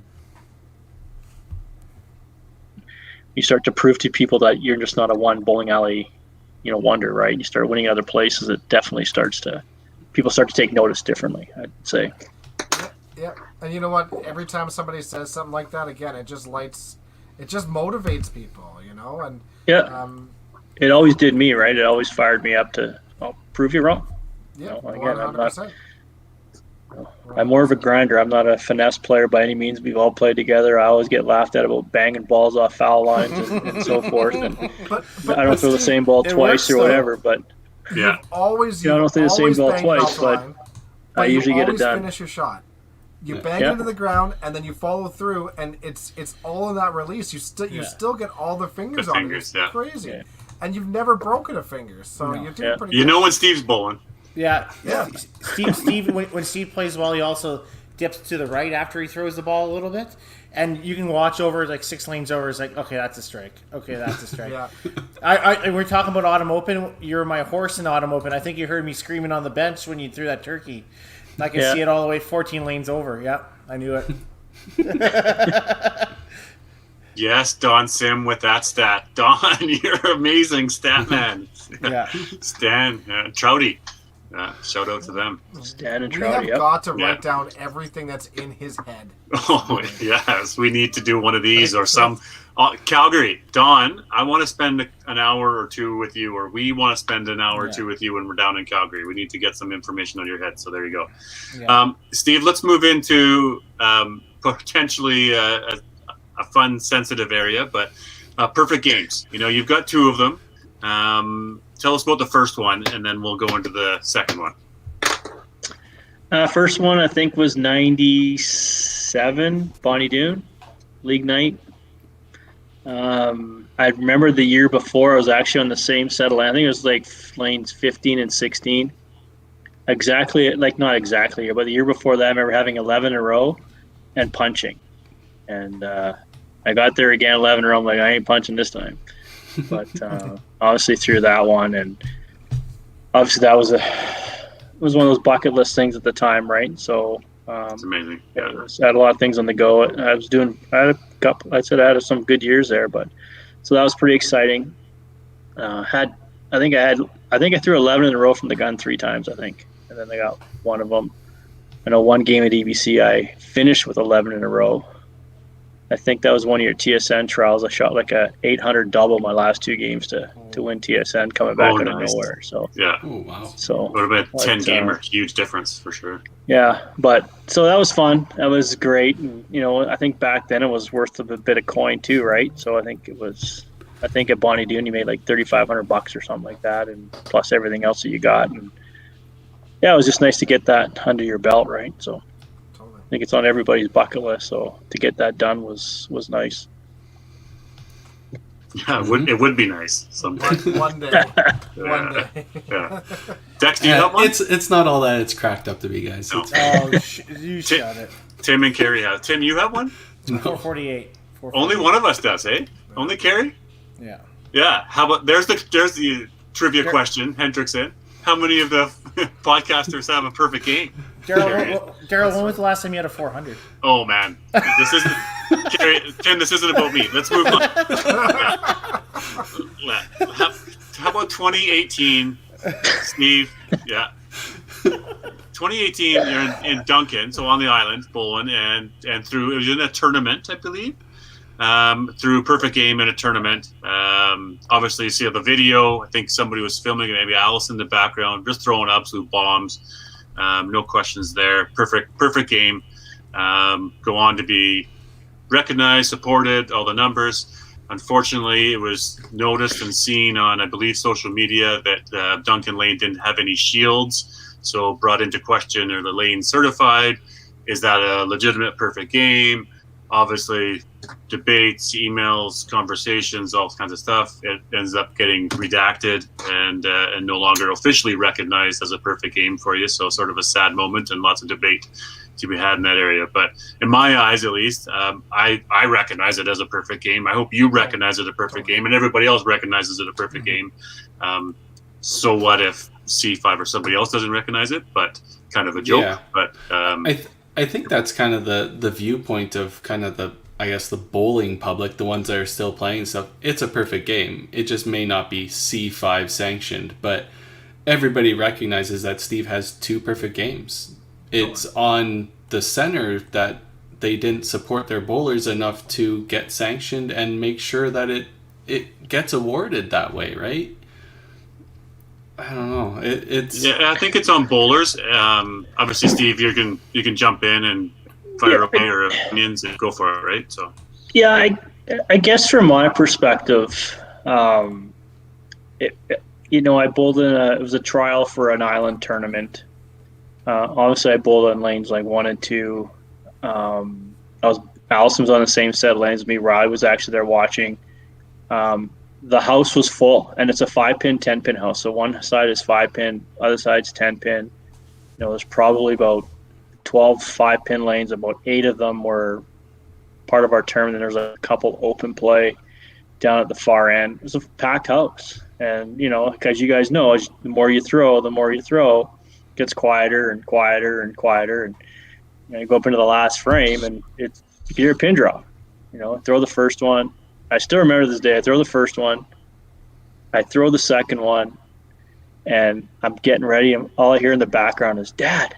Right? So I'm trying to ignore him, right? He's like, Dad. I'm like, what? I go back. He goes, you have 11 in a row. It's like, yeah, I kind of know that. Thanks. So anyways, you go back up, and, I throw the shot and everything. And it's the first perfect game ever bowled in that house. It was a big deal. It was a big deal for everybody who was there, and I thought 5-pin and the house and so forth. And it was just a great experience. And then, months went by. Like, it was recognized. It was actually got into the C5 record book. It actually got there because there's no protocol. There's no due diligence. There's no checks and balances of what's going on. And then, 3 or 4 months down the road, someone sees on, and I don't want to say the guy's name, but at the time I thought it was a friend, but apparently not. And it's like, hey, that perfect game doesn't count. There's no shields. And it was just like, okay, your perfect game's taken away. And I get there's rules. I 100% get there's rules. But BC5 hasn't been following them for years. Like, no lanes are sanctioned in BC. We played the open provincials in a lane with no shields. It's a C5 event. And they came out that, okay, this is a C5 event. The winning team will go to nationals, but if you bowl a perfect game, it will not be recognized. Well, how can you do that? Like, either you're going to follow all the rules or none of them. Like, and I feel as a bowler, it's not up to me. Like, I pay my money, I pay my membership to the C5 just like everybody else. It's this Canadian 5-Pin Bowlers Association. And that's just my opinion. And my wife will get mad if I speak out of line. It's a Bowlers Association. They should be protecting me. And they made me out to be the bad guy because I was trying to fight for something. And it wasn't even so much about me. You know what? For me, I didn't care. I'd already had one. It was a cool experience with my family. But what about these other young kids and stuff that are bowling perfect games and so forth? Yeah. If it wasn't on Facebook, it wouldn't even have been it would have just gone through. Yeah. After the fact. We live in a completely different sort of society now where everything is filmed. So there is none of that, and it's crazy. And you're right. It's not on you. It's not on you in any sort of way at all, for sure. And it's really unfortunate that a situation like that is what brings to light the fact that there hasn't been certification across the province for a long time.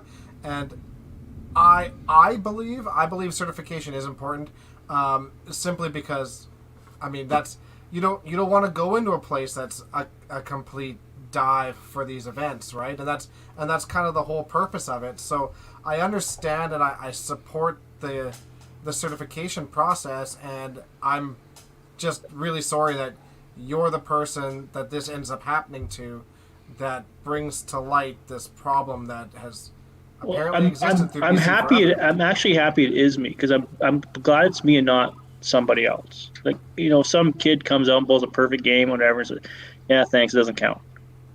To me, yeah, it pissed me off. I thought it was wrong. If you're not going to govern these lanes for whatever reasons, there's not enough or whatever, then don't follow any of the rules. And I get it's a rule. I understand that. It was a motion back in like 1990 something. Like, I don't even know if if you look in the rule book, it actually specifically says that or not. Yeah. But just for the C5 to say, you know what, yeah, sorry, and people in the BC 5-pin board basically saying, you need to shut up. Like, you're making this thing look really bad.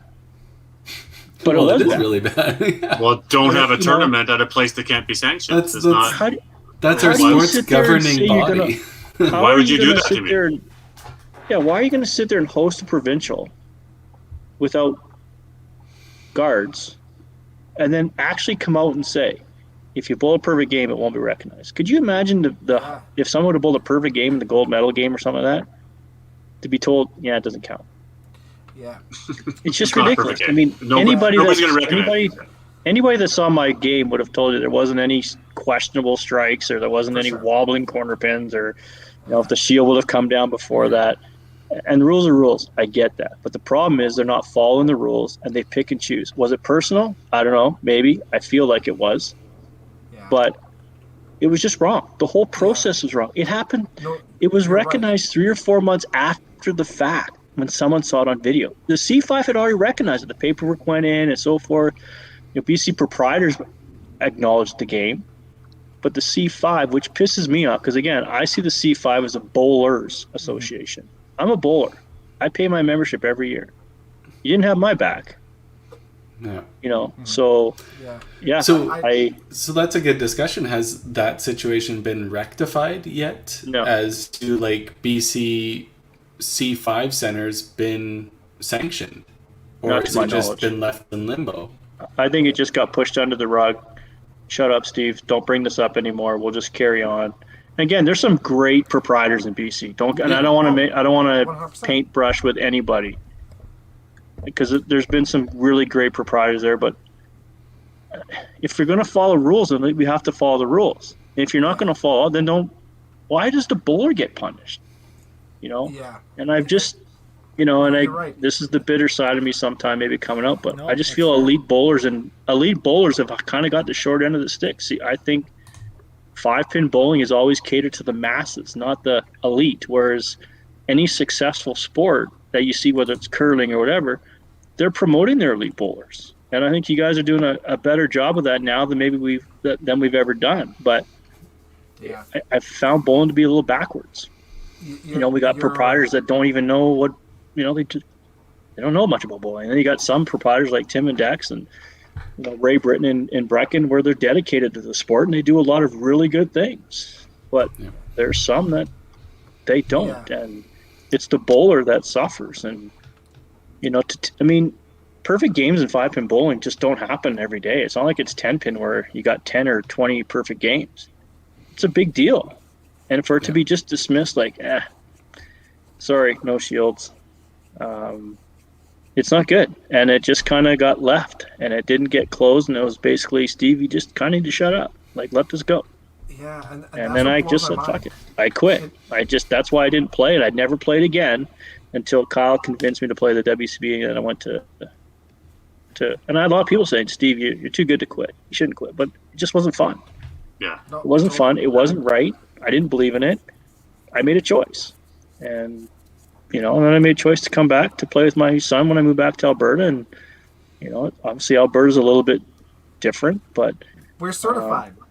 we're certified. But I don't think there's any lanes in BC that are certified. No, you're right, Steve, and that's the There problem. might be a couple. There's a couple that are probably certified, but for the most that's part, the reason. That's No, the Tim- reason why. Tim's- Tim's shaking soccer his head. rules- I honestly, I was kind of at the tail end of those meetings, and I knew BC was really desperate to get their stuff sorted out, right? And, I don't know if they got it sorted out yet. So that's part of my gig now, right? So, but right, but it's sorry, like, Tim. I'm just not I'm a little bitter with the C5. So. Hey, you know what? Everybody has their opinions, and honestly, at the end of the day, I think you truly it was out of your hands, and that's how I really felt like it was.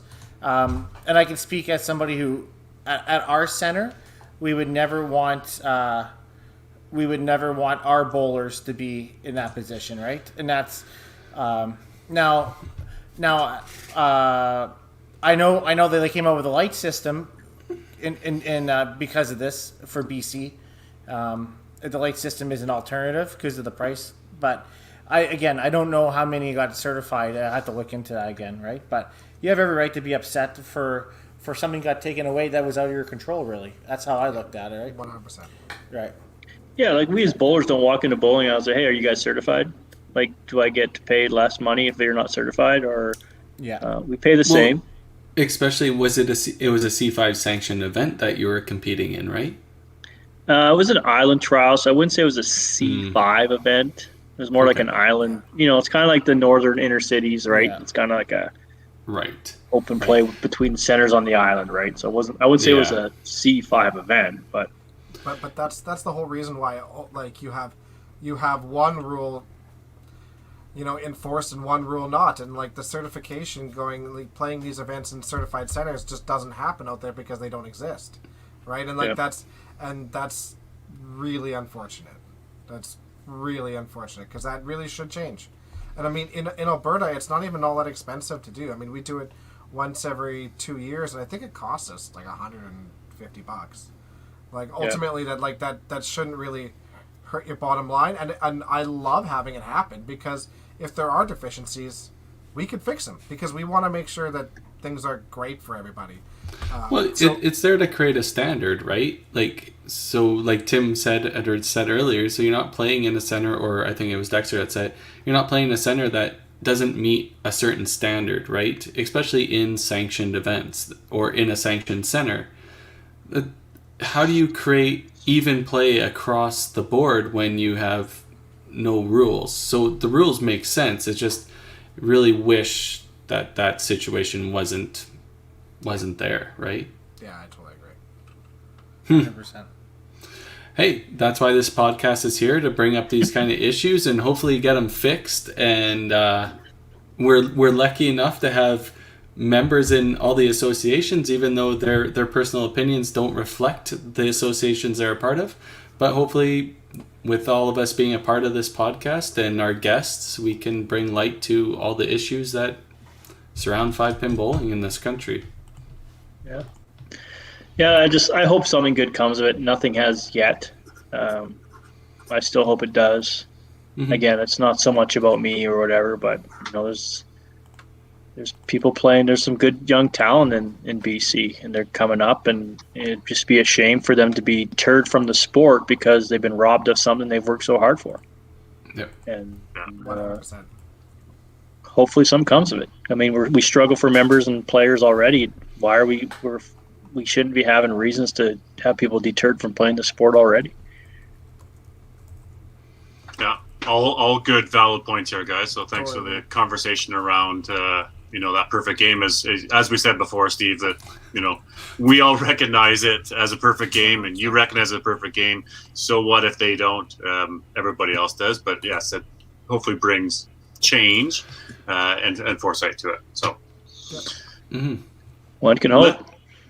Let's switch gears. Obviously, you've a bio here, and you bowled in a few different provinces, and you've met a lot of good people along the way.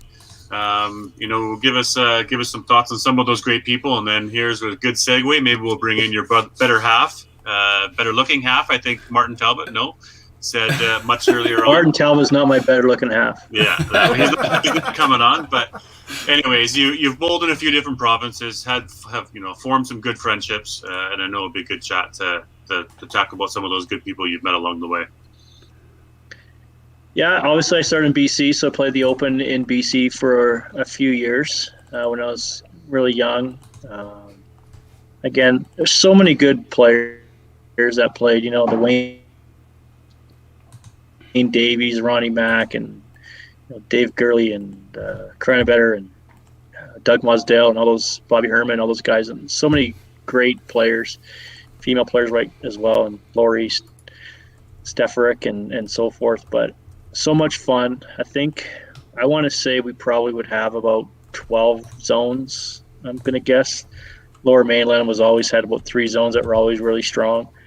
BC North, every once in a while, put a pretty solid team together as well. So those were a lot of fun. Also, obviously played provincials in Alberta.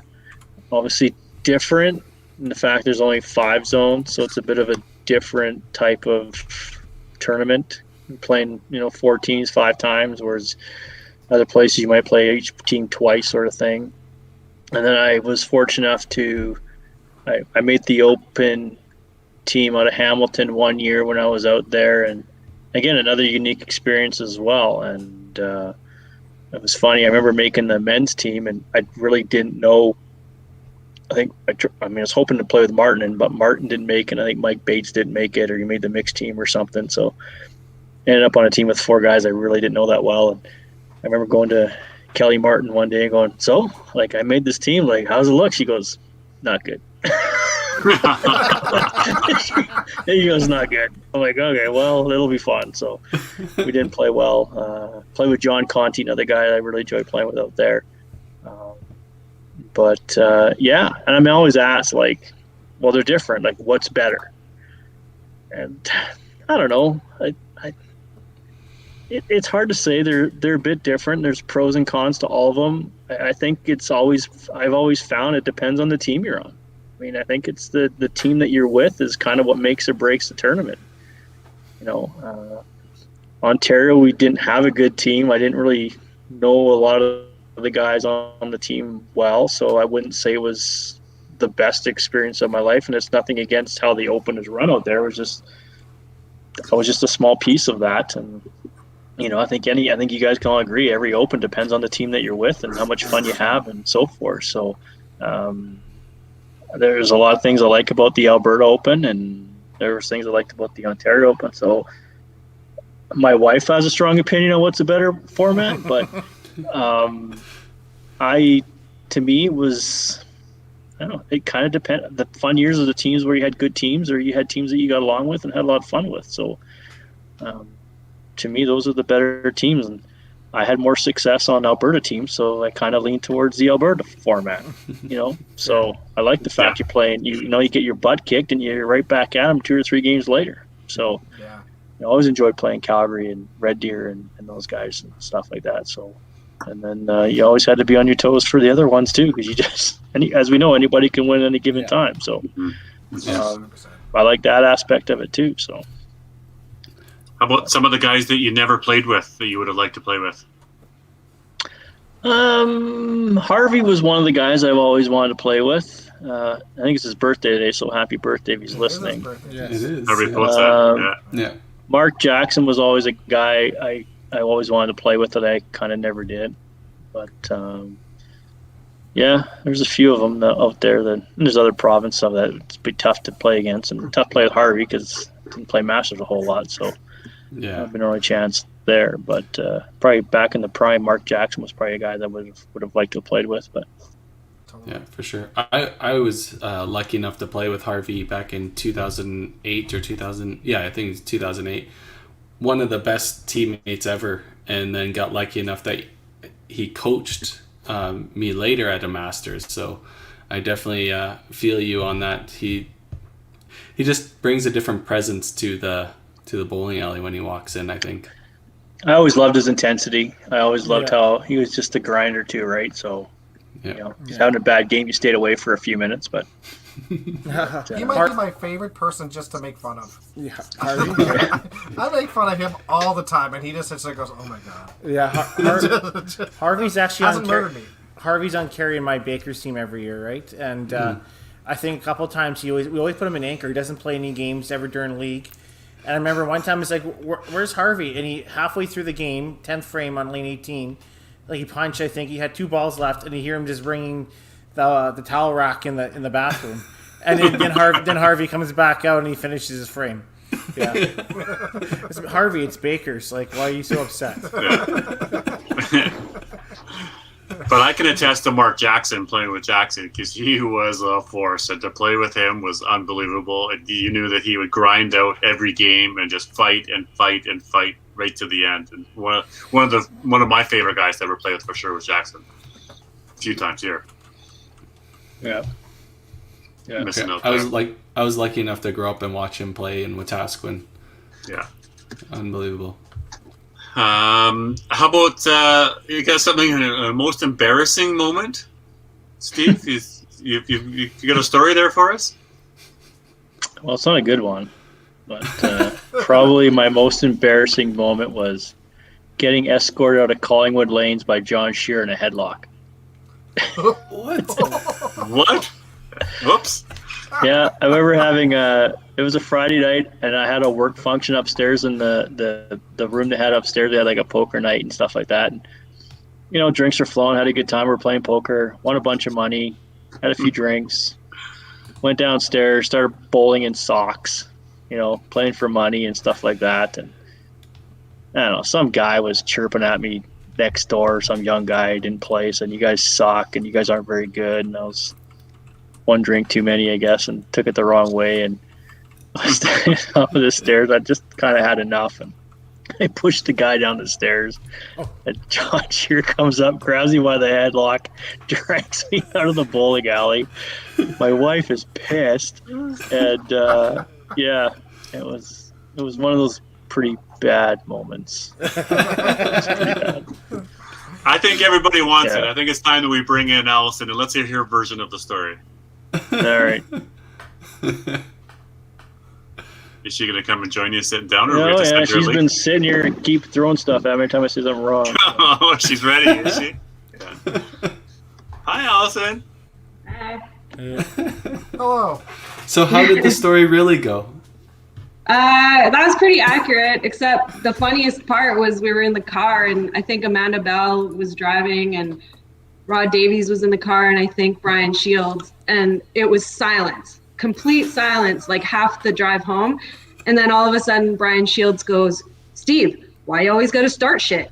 And then the car blew up, and it was, the rest of the drive home. And then Steve slept on the couch, and he had won a bunch of money that night in poker, and he thought that I took it, which I didn't. And in the morning, he woke up and reached in his pocket and pulled out a wad of money. And yeah, I we would've don't handed talk you the about that money night for very sure. much.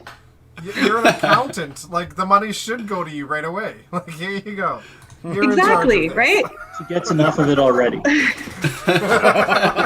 my money. I won that money. Oh, well. Yeah, that's hilarious. That's good. Yeah. So what's going on, Allison? Everything's okay there? Steve make any lies, or how's he doing so far? No, he's doing good. She's been lecturing me all day not to say anything Yeah. stupid, don't piss anybody off. I still have to show my face in these places too. So just because he likes to be the controversial one doesn't mean that I do too. So. Nobody watches these podcasts anyways. It's fine. Don't worry about it. Well, my dad's watching, so we gotta be careful. Well, we now naming Steve as the people's champ, right? Yeah. I saw that. That's good. And we hear about your gold medal. Steve made mention of that. You made sure that Allison has a gold medal. Yeah, he doesn't. 2 perfect games, though. There it is. There you go. I have more nationals appearances too. Allison's like, I deserve a full podcast. Don't be on the 10 minutes at the end here. I get a full one, right? Nah, he can have his glory. It's all good. Yeah, we're just trying to pump him up for the pro team coming up here. A couple of weeks. I want to make sure. But he says he's on the bench. I thought I was on the bench. How can we have us both on the bench? Well, we gotta talk. We'll figure it out. Whoever's nicer to me, One's bench on the bench and one's not playing.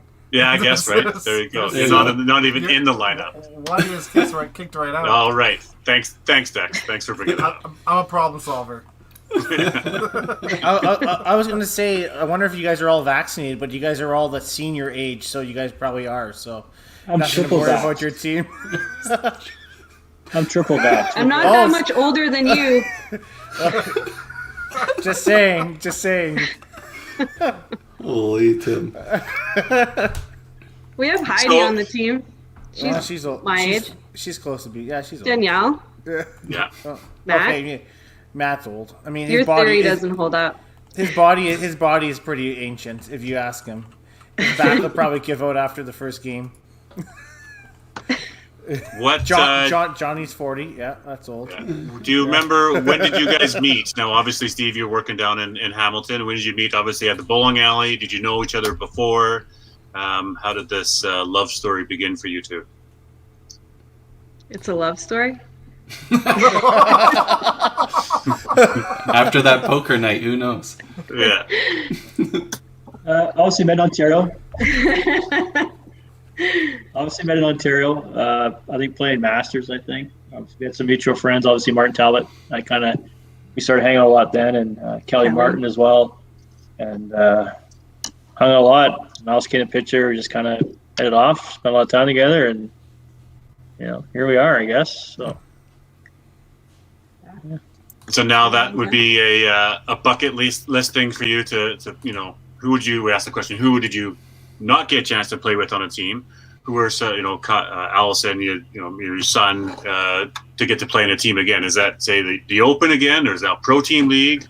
What does that look like to play together on a team? League night? What is that? No, we did that last year. No, league's no good. I think we'd like to play. I'd like to play. I mean, it'd be nice to play the Open or something together. I think would be kind of cool. Or with Kyle. I was fortunate enough when I went back to BC to get to play with Sean Eby and stuff like that, and I really enjoyed that. And playing with Sean and Jennifer and stuff like that was definitely a lot of fun. So it'd be nice to play with Allison and Kyle down the road if that works out. But you never know. But I made a lot of good friends in bowling, so there's a lot of people I would have loved to have played with. Yeah. You want to play with Matt too? Yeah. Matt's, yes. There's one person that bowls now that I've never had the chance to play with is probably Matt Schultz. He's just always someone I've never played with, and always admired his game, his intensity, and looks like I might get the chance to play with him on the Pro Tour, which is great. But he's just always been one guy we just never worked out. One of us is either on the men's team or the mixed team, or one makes it, one doesn't. And I've just always had a lot of respect for his game. And yeah, he's just always someone I've always wanted to play with as well. So hopefully there's still time. I guess we make it till next weekend. So. Yeah. Yeah, it's You're on coming. the bench. But I'm on the bench, so I still might not get to play with him. Yeah. You'll be wearing the same shirt. You'll be okay. Yeah. Yeah. Oh, man. Any highlights come to mind, Allison, watching Steve bowl? Obviously, you were there at the Perfect Game or any of the other tournaments, Autumn Open last year. What can you say about Steve and his game that you've seen some play at some higher levels? Yeah, the Perfect Game was obviously awesome. I was bowling against him, on the same set of lanes. So I was actually pacing him in the 10th frame, which was kind of cool. Super nerve-wracking, but it's pretty cool. I've seen Perfect Games thrown before, but it's different when it's your husband, and it's really different when, your child is standing right behind, and he was super excited. And it was just an experience that we will always cherish, regardless of whether it's recognized or not. It doesn't matter. No. The cash tournaments, like watching Steve in the cash tournaments, I enjoy. I find it difficult. He likes to pull games out of his ass, and that's stressful as a wife. So, it's fun, but I just enjoy watching the game, and I enjoy watching Steve. It's nice to have someone to cheer for. It doesn't always go our way. It was really difficult to watch him when we lived on the island play provincials in BC, and he was top qualifier at the Open for singles and lost 2 games to Kevin McAlpine. So, it's not always easy to be the wife or the spectator. Sometimes you'd rather be up there throwing the shot yourself, especially when you are a bowler, or used to be anyways. Steve's a good guy to watch. He doesn't typically get down on himself, so that's kind of nice. He can have an attitude sometimes, but he doesn't generally bring it off the lanes. So alleviates a little bit of stress from you, right? So you don't have to pick him up off the ground from a temper tantrum or anything like that. So that's nice. Yeah, and that stuff's not cool with me. So I think he's learned to. I think he might have calmed down over the years as well, being with me. I think I kind of keep them in check a little bit. Yeah. That's it. But it's awfully Yeah. nice though, as you know, a bowling couple. You get it, you respect it, you know when somebody's in that stressful moment. You even said it. You were able to pace them in the 10th frame. A lot of times people sometimes just walk away and let the guy do their thing, and all of a sudden you're standing up there by yourself. Like, no. That's like, we've been going ball for ball here. That's don't leave me up here stranded. But you get it. Everything that he's going through in any of these stressful moments or cash games or tournaments, you've been there and you've done it yourself. So you're very supportive in that way. And that's awesome as a couple to be able to do that. Yeah, and I think that any bowling couple can attest to there's always that unspoken competition between the two of you.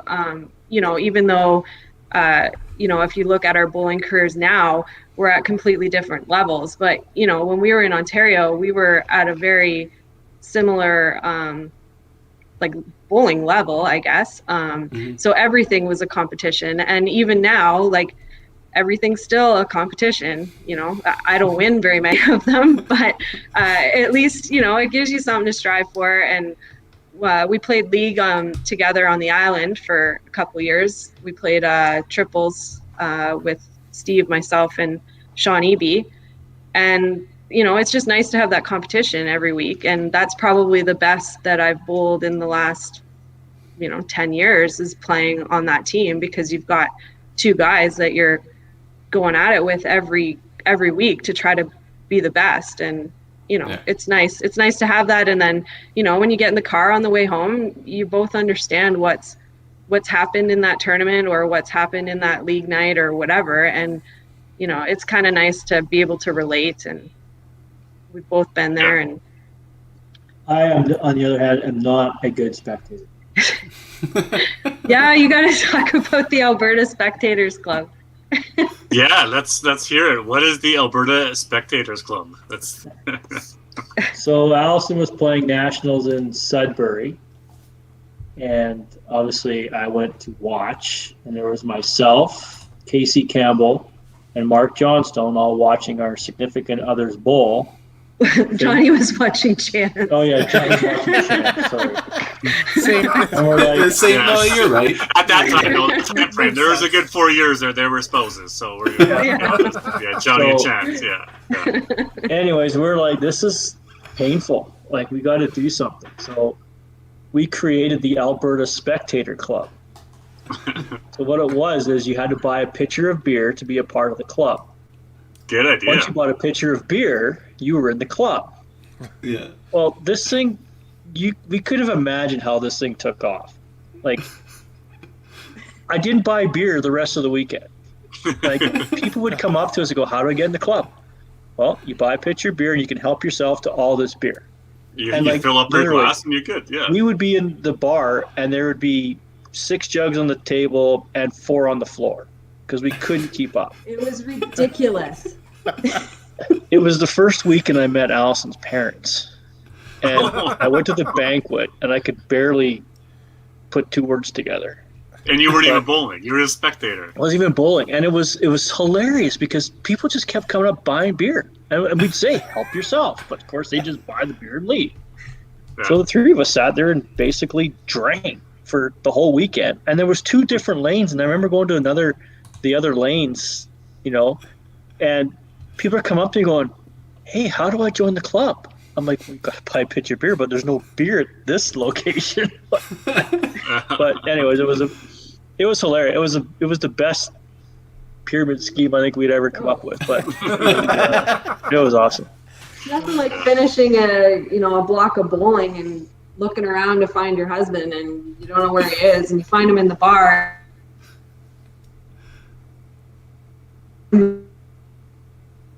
Oh, come on, internet. The table is covered in pictures. You're good. You're back. That's St. Albert for you. You'll have to retell that story. There's nothing like finding your husband. What? Oh, yeah. You finish a block of bowling and you're looking around looking for Steve and then can't find him anywhere, and you go into the bar and he's sitting in the bar at a table that is covered in pitchers of beer and look under the floor and there's like more beer under the floor than there is on the table. They just couldn't keep up. It was ridiculous. Yeah. And Annette, I'm sure she felt the same as I did. Like, yeah, they weren't there to watch. They were there to drink beer. I have seen you pound back your fair share of Smirnoff Ice watching him play too, though. So, like, cut the guy some slack. It's true. True story. Nice. So the most important question of this whole podcast, Allison, tell us about your gold medal experience. Well, Steve doesn't have one, so that's the biggest accomplishment. But I do have a bone to pick with you guys. So I hang on, we have a pop-up here and Steve's a little technology challenged. So last week on the podcast you had Melissa Manor on, who's a good friend of mine. I listened and you guys were talking about gold medals and specifically her gold medal with the Newfoundland ladies, and you guys made a comment, I think it actually came from Gino, but that one gold medal doesn't mean much, that it's kind of like a one-hit wonder kind of thing. And I have to tell you guys, it didn't sit well with me because my gold medal is the only gold medal that I have as well, same as Melissa. And it's the thing that I'm the most proud of in my entire bowling career. I got it playing for Ontario, Ontario Masters ladies team, 2006 in Manitoba. I won. Well, now, like, I have a terrible memory too, but I think I won like 19 and a half games out of 21 or something like that on the team. I tied with Michelle Gardner. I remember that was my tie. I'm pretty sure that was my tie. I don't remember who I lost to. But anyways, I had a great record, averaged really well. I think Jackie Grossart beat me in average by like point something of a pin. But like, playing the Masters out of Ontario, I've played in 3 provinces now, and it's just a different experience. And there's, at that time, I don't know about now, but there was a lot of competitors, a lot of ladies. It was extremely difficult to make that team. And then, you're always going to nationals and you're competing against Alberta and Quebec, and they were the strong ones at the time. Manitoba was usually there. Saskatchewan ladies were usually pretty good. It wasn't a walk in the park. And I think to take that kind of away from someone or say that it doesn't mean as much because you've only done it once, like I see Palmer's comment there, 1 gold is more than most people will ever get. So I just kind of wanted to, slap you guys on the wrist and say, And I'm controversial. no, it's just I'm proud of it. So I didn't want to cut you off. The comment was meant as like a WCBT title for the prestige side of it. It wasn't meant to take a gold medal away from anybody. It was just meant to be, you can win 1 WCBT title, but when you win 2, that's when you're kind of at the top of the game for that time period. It wasn't meant for the Open or the Masters. I hope you did. Obviously you did take it that way. That wasn't the way the comment was meant to be taken.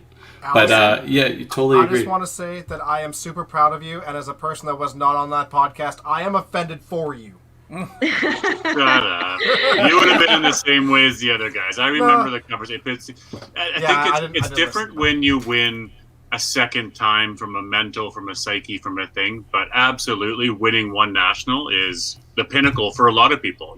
Those people will never get higher than winning that 1 national, and that's absolutely amazing. But there's a difference when you win 2. There is, and then you win 3. It's just like, there's a different level, right? And that's the reality of it. Just winning those multiples, and some of these guys, unfortunately, they were speaking.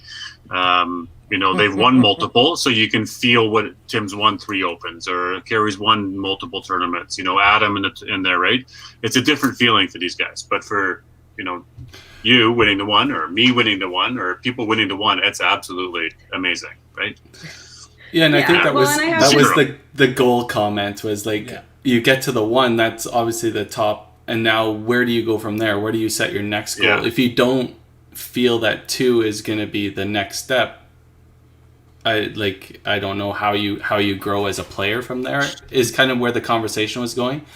But yeah, Allison, I totally apologize if a lot of people took it that way. That wasn't the way it was meant to be. No, for It's sure. all good. I was talking to Manor last night about it, and I was proud of the way she handled it, because I think she came back with her story about how people were betting on them to how many, like in prior years, how many points they would actually take, and so for her to actually come back and win after having people betting on them to lose, that's a pretty amazing feat. And I think that team that did win deserves all the props in the world, because that's an amazing feat. And regardless of whether that's their first or if they'll go on to win many, many more, a gold medal is a gold medal in my opinion. And I think all those ladies are amazing. Absolutely. Yep. Steve, we've got a little question. Your favorite bowling story? What do you got? KG. KG Bowl, know back the big tournament. the KG Bowl, the KG Hotel is probably the classic. But I remember back in the day, we used to prank rooms all the time. We'd trash people's rooms and so forth. So there was one night we had a few beers, and it was me, Holsworth, and Shanice were like having a few drinks, going, we need to trash Hal and Mortar's room. So we go up to the lobby. I go up to the lobby and say, yeah, I'm Bruce Mortar. I lost my key. Can I get a key? So they gave me a key. So we go up to this room, and the three of us absolutely trashed this room. TV's in the bathtub, bed's flipped over. I think we broke the light in the room. Just totally upended this thing. And I remember at one time going, are we sure this is their room? And we're like, well, yeah, let's look around. So we saw a cooler. That's how drunk we are. Like, oh, this is definitely their room. Because Lynn and Bruce always travel with a cooler. No. Anyway, so we trashed this room. So we leave, and we're thinking we're pretty good, right? We get to the elevator, open the elevator. Who's standing in the elevator? Bruce Mortar. And we're like, crap, we're busted, right? So we go downstairs to the bar, and Lynn Howell's in the bar, and the three of us are just sweating it out. Like, we're like, oh, man, this is not going well. And Mortar doesn't come down. Doesn't come down, and the longer this takes, we're just going like, oh, man, this is not going to be there. They got something in store for us, and this is not going to be good. So all night, nothing. Go to the bowling alley the next day, nothing. We're like, what the hell? Like, what do they got planned? Then Harvey comes down, and he's not bowling. He comes down. He starts telling this story how he was going to his room, and some guys with security outside of his room, not a bowler, and he's telling the security guard, he goes, I just left for a couple hours. I come back, and my room is completely trashed. I kicked him out of the hotel, and so the hotel gave us the wrong key, right? So it was just, oh my God, it was freaking hilarious. We just died. It was, yeah. You clearly didn't fess up for it. Yeah. Oh, we did after the fact, but well, not to the guy, not to the guest that was not there. to that guy. No, well, because again, Harvey, I think the guy got kicked out of the hotel. Yeah. And Harvey's just saying, he goes, yeah, the guy was just sitting there going, I just left for a couple hours. I don't know what happened. Yeah, you gotta go, man. You gotta go. Oh, Yeah. Oh, that sucks. Yeah, that was a good one. Yeah, we had some good ones there. I think Shanice got a bed full of fish one year too. I think it was. Oh no! I think that was Llewellyn. I think filled his bed full of fish. There were some good ones. Can we do a hashtag Rob Shanice? Right? Yeah. Yeah. Where's Robbie at? So. Oh man, that's awesome. So I guess we're at over our 2-hour mark, so we'll kind of wrap this thing up. Is there any last comments any of you guys have? Steve, Allison, the crew? Oh, just thanks for having us on. It's been good. I've had a lot of good times. The sport's been good to me over the years. I've obviously been able to travel all across this country to play this game. Met a lot of really good friends across the country, and some to this day that I'm still really good friends with. I met a long time ago, whether it's Barrett or Sean Eby and Jen, and Martin Talbot in Ontario, and Blair and Shields and Kelly, and it's just the sport's been good to me. I'm just glad to be part of it. I'm glad I've been able to find a little bit of energy to come back for maybe a couple more years and see what happens. But yeah, it's been good. It's been a lot of fun. But thanks for having us on. And I don't know if you got anything to add, but. Yeah, no, I listen. You guys know I listen to the taped version usually of this every week, the day after or the day that it gets posted on SoundCloud, and I enjoy it. I think you guys are doing a great job. It's nice to see the diversity in the people that you're starting to have on. Well, not starting, but continuing to have on. It's nice to get some different people on, and yeah, I enjoy it. I enjoy what you're doing, and keep trying to grow the game, and let's keep this thing alive. And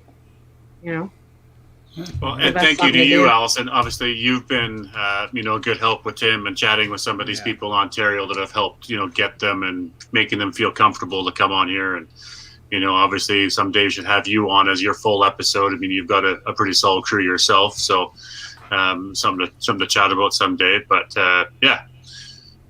Glad you come on, Steve. We've been buddies for a long time, and good to see you playing well, and always support you and your playing, and now happy to be playing on the Pro Team League. So we'll see where that goes. So yeah, thanks for coming on, guys.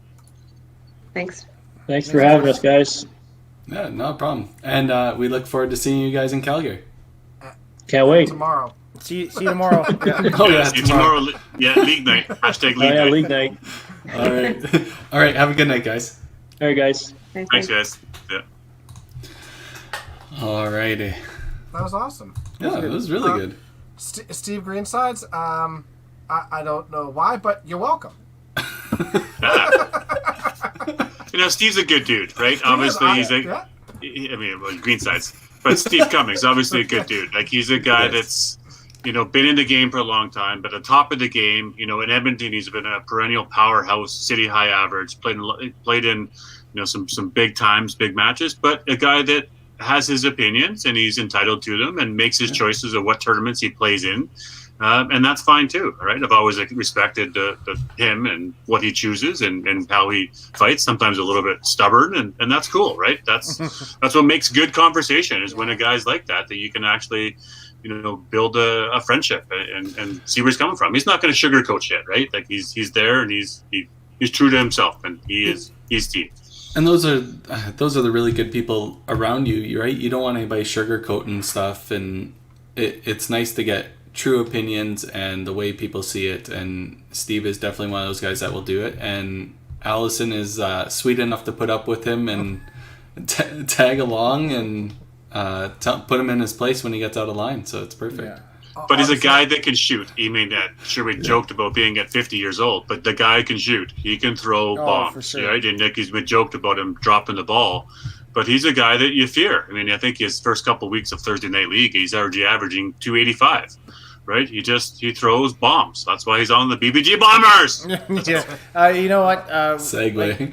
I think Steve's career, I mean, obviously he mentioned that he took a lot of time off for kids and stuff like that. I have to admit that shows what kind of person he is. I don't think Steve's ever missed anything with his kids, ever, right? And his resume would be so much bigger and huger, right? But utmost respect for that, right? And I saw, I don't know, I just look at six City Edmonton trial six city high averages. That's incredible, right? And I think it was just incredible. Yeah. I completely agree with what Tim's saying, for sure, 100%. I mean, Steve's accolades are incredible, but for the people that don't know Steve on a personal level, Steve is a fantastic dad. He is a really, really great dad, and I mean that's probably the best thing you can ask for in life, right? So at the end of the day, his bowling career has been phenomenal, but I completely respect his decisions because he has his priorities straight, and kudos to him. Couldn't agree more. All right, we got a couple raffles here. We got the Weber $100 WCBT membership that he's giving away to a lucky future WCBT member. So let's bring that up. And there couldn't be a bigger and huger prize. Huger, that cracks me up. That's not a word, but we'll stick with it. Sometimes English doesn't go well for us, guys. Yeah. Okay. So 24 WCBT members have signed up for Weber's free giveaway. So good luck, everyone.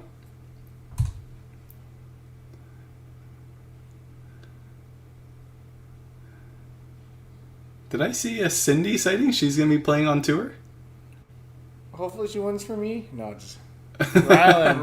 Rylan. There you go. Oh, he's good for 5 shifts, so that's perfect. Jesus. He's definitely a guy awesome. and he's young. He probably needs a little bit of Yeah. a little bit of help, so works To good. remember. Awesome. All right. So our next one, the All-Star giveaway. 21 people have entered it. Here we go.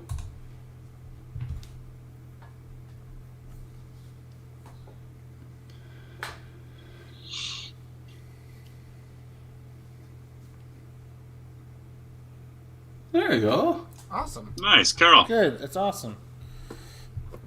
Is she still on the island or out in Vancouver? She's on the island right now. Yeah, she just moved out to the island. Oh, okay. During COVID, yeah, she's in Victoria somewhere, in that area. Perfect. Good for her. That's awesome. All right. So we'll gather the information, send it off, and that's another podcast, guys. 113, eh? She was the last one to put her name in. Look at that. Worked out great. Is that right? Nice. No, she was too. There you go. That's awesome. So do we have anything lined up for next week, Tim? No. Oh, not no. yet. No. So 2 weeks from now, obviously the press conference. So we might do another podcast next week. We have some giveaways lined up from our 100th extravaganza. The ladies lined up to give away some free memberships for the female WCBT members. So I think we'll line something up for that next week as well. That's a good call. Yeah. Yeah. Alrighty. Good stuff, guys. Good show. We'll chat next week. Thanks, everybody.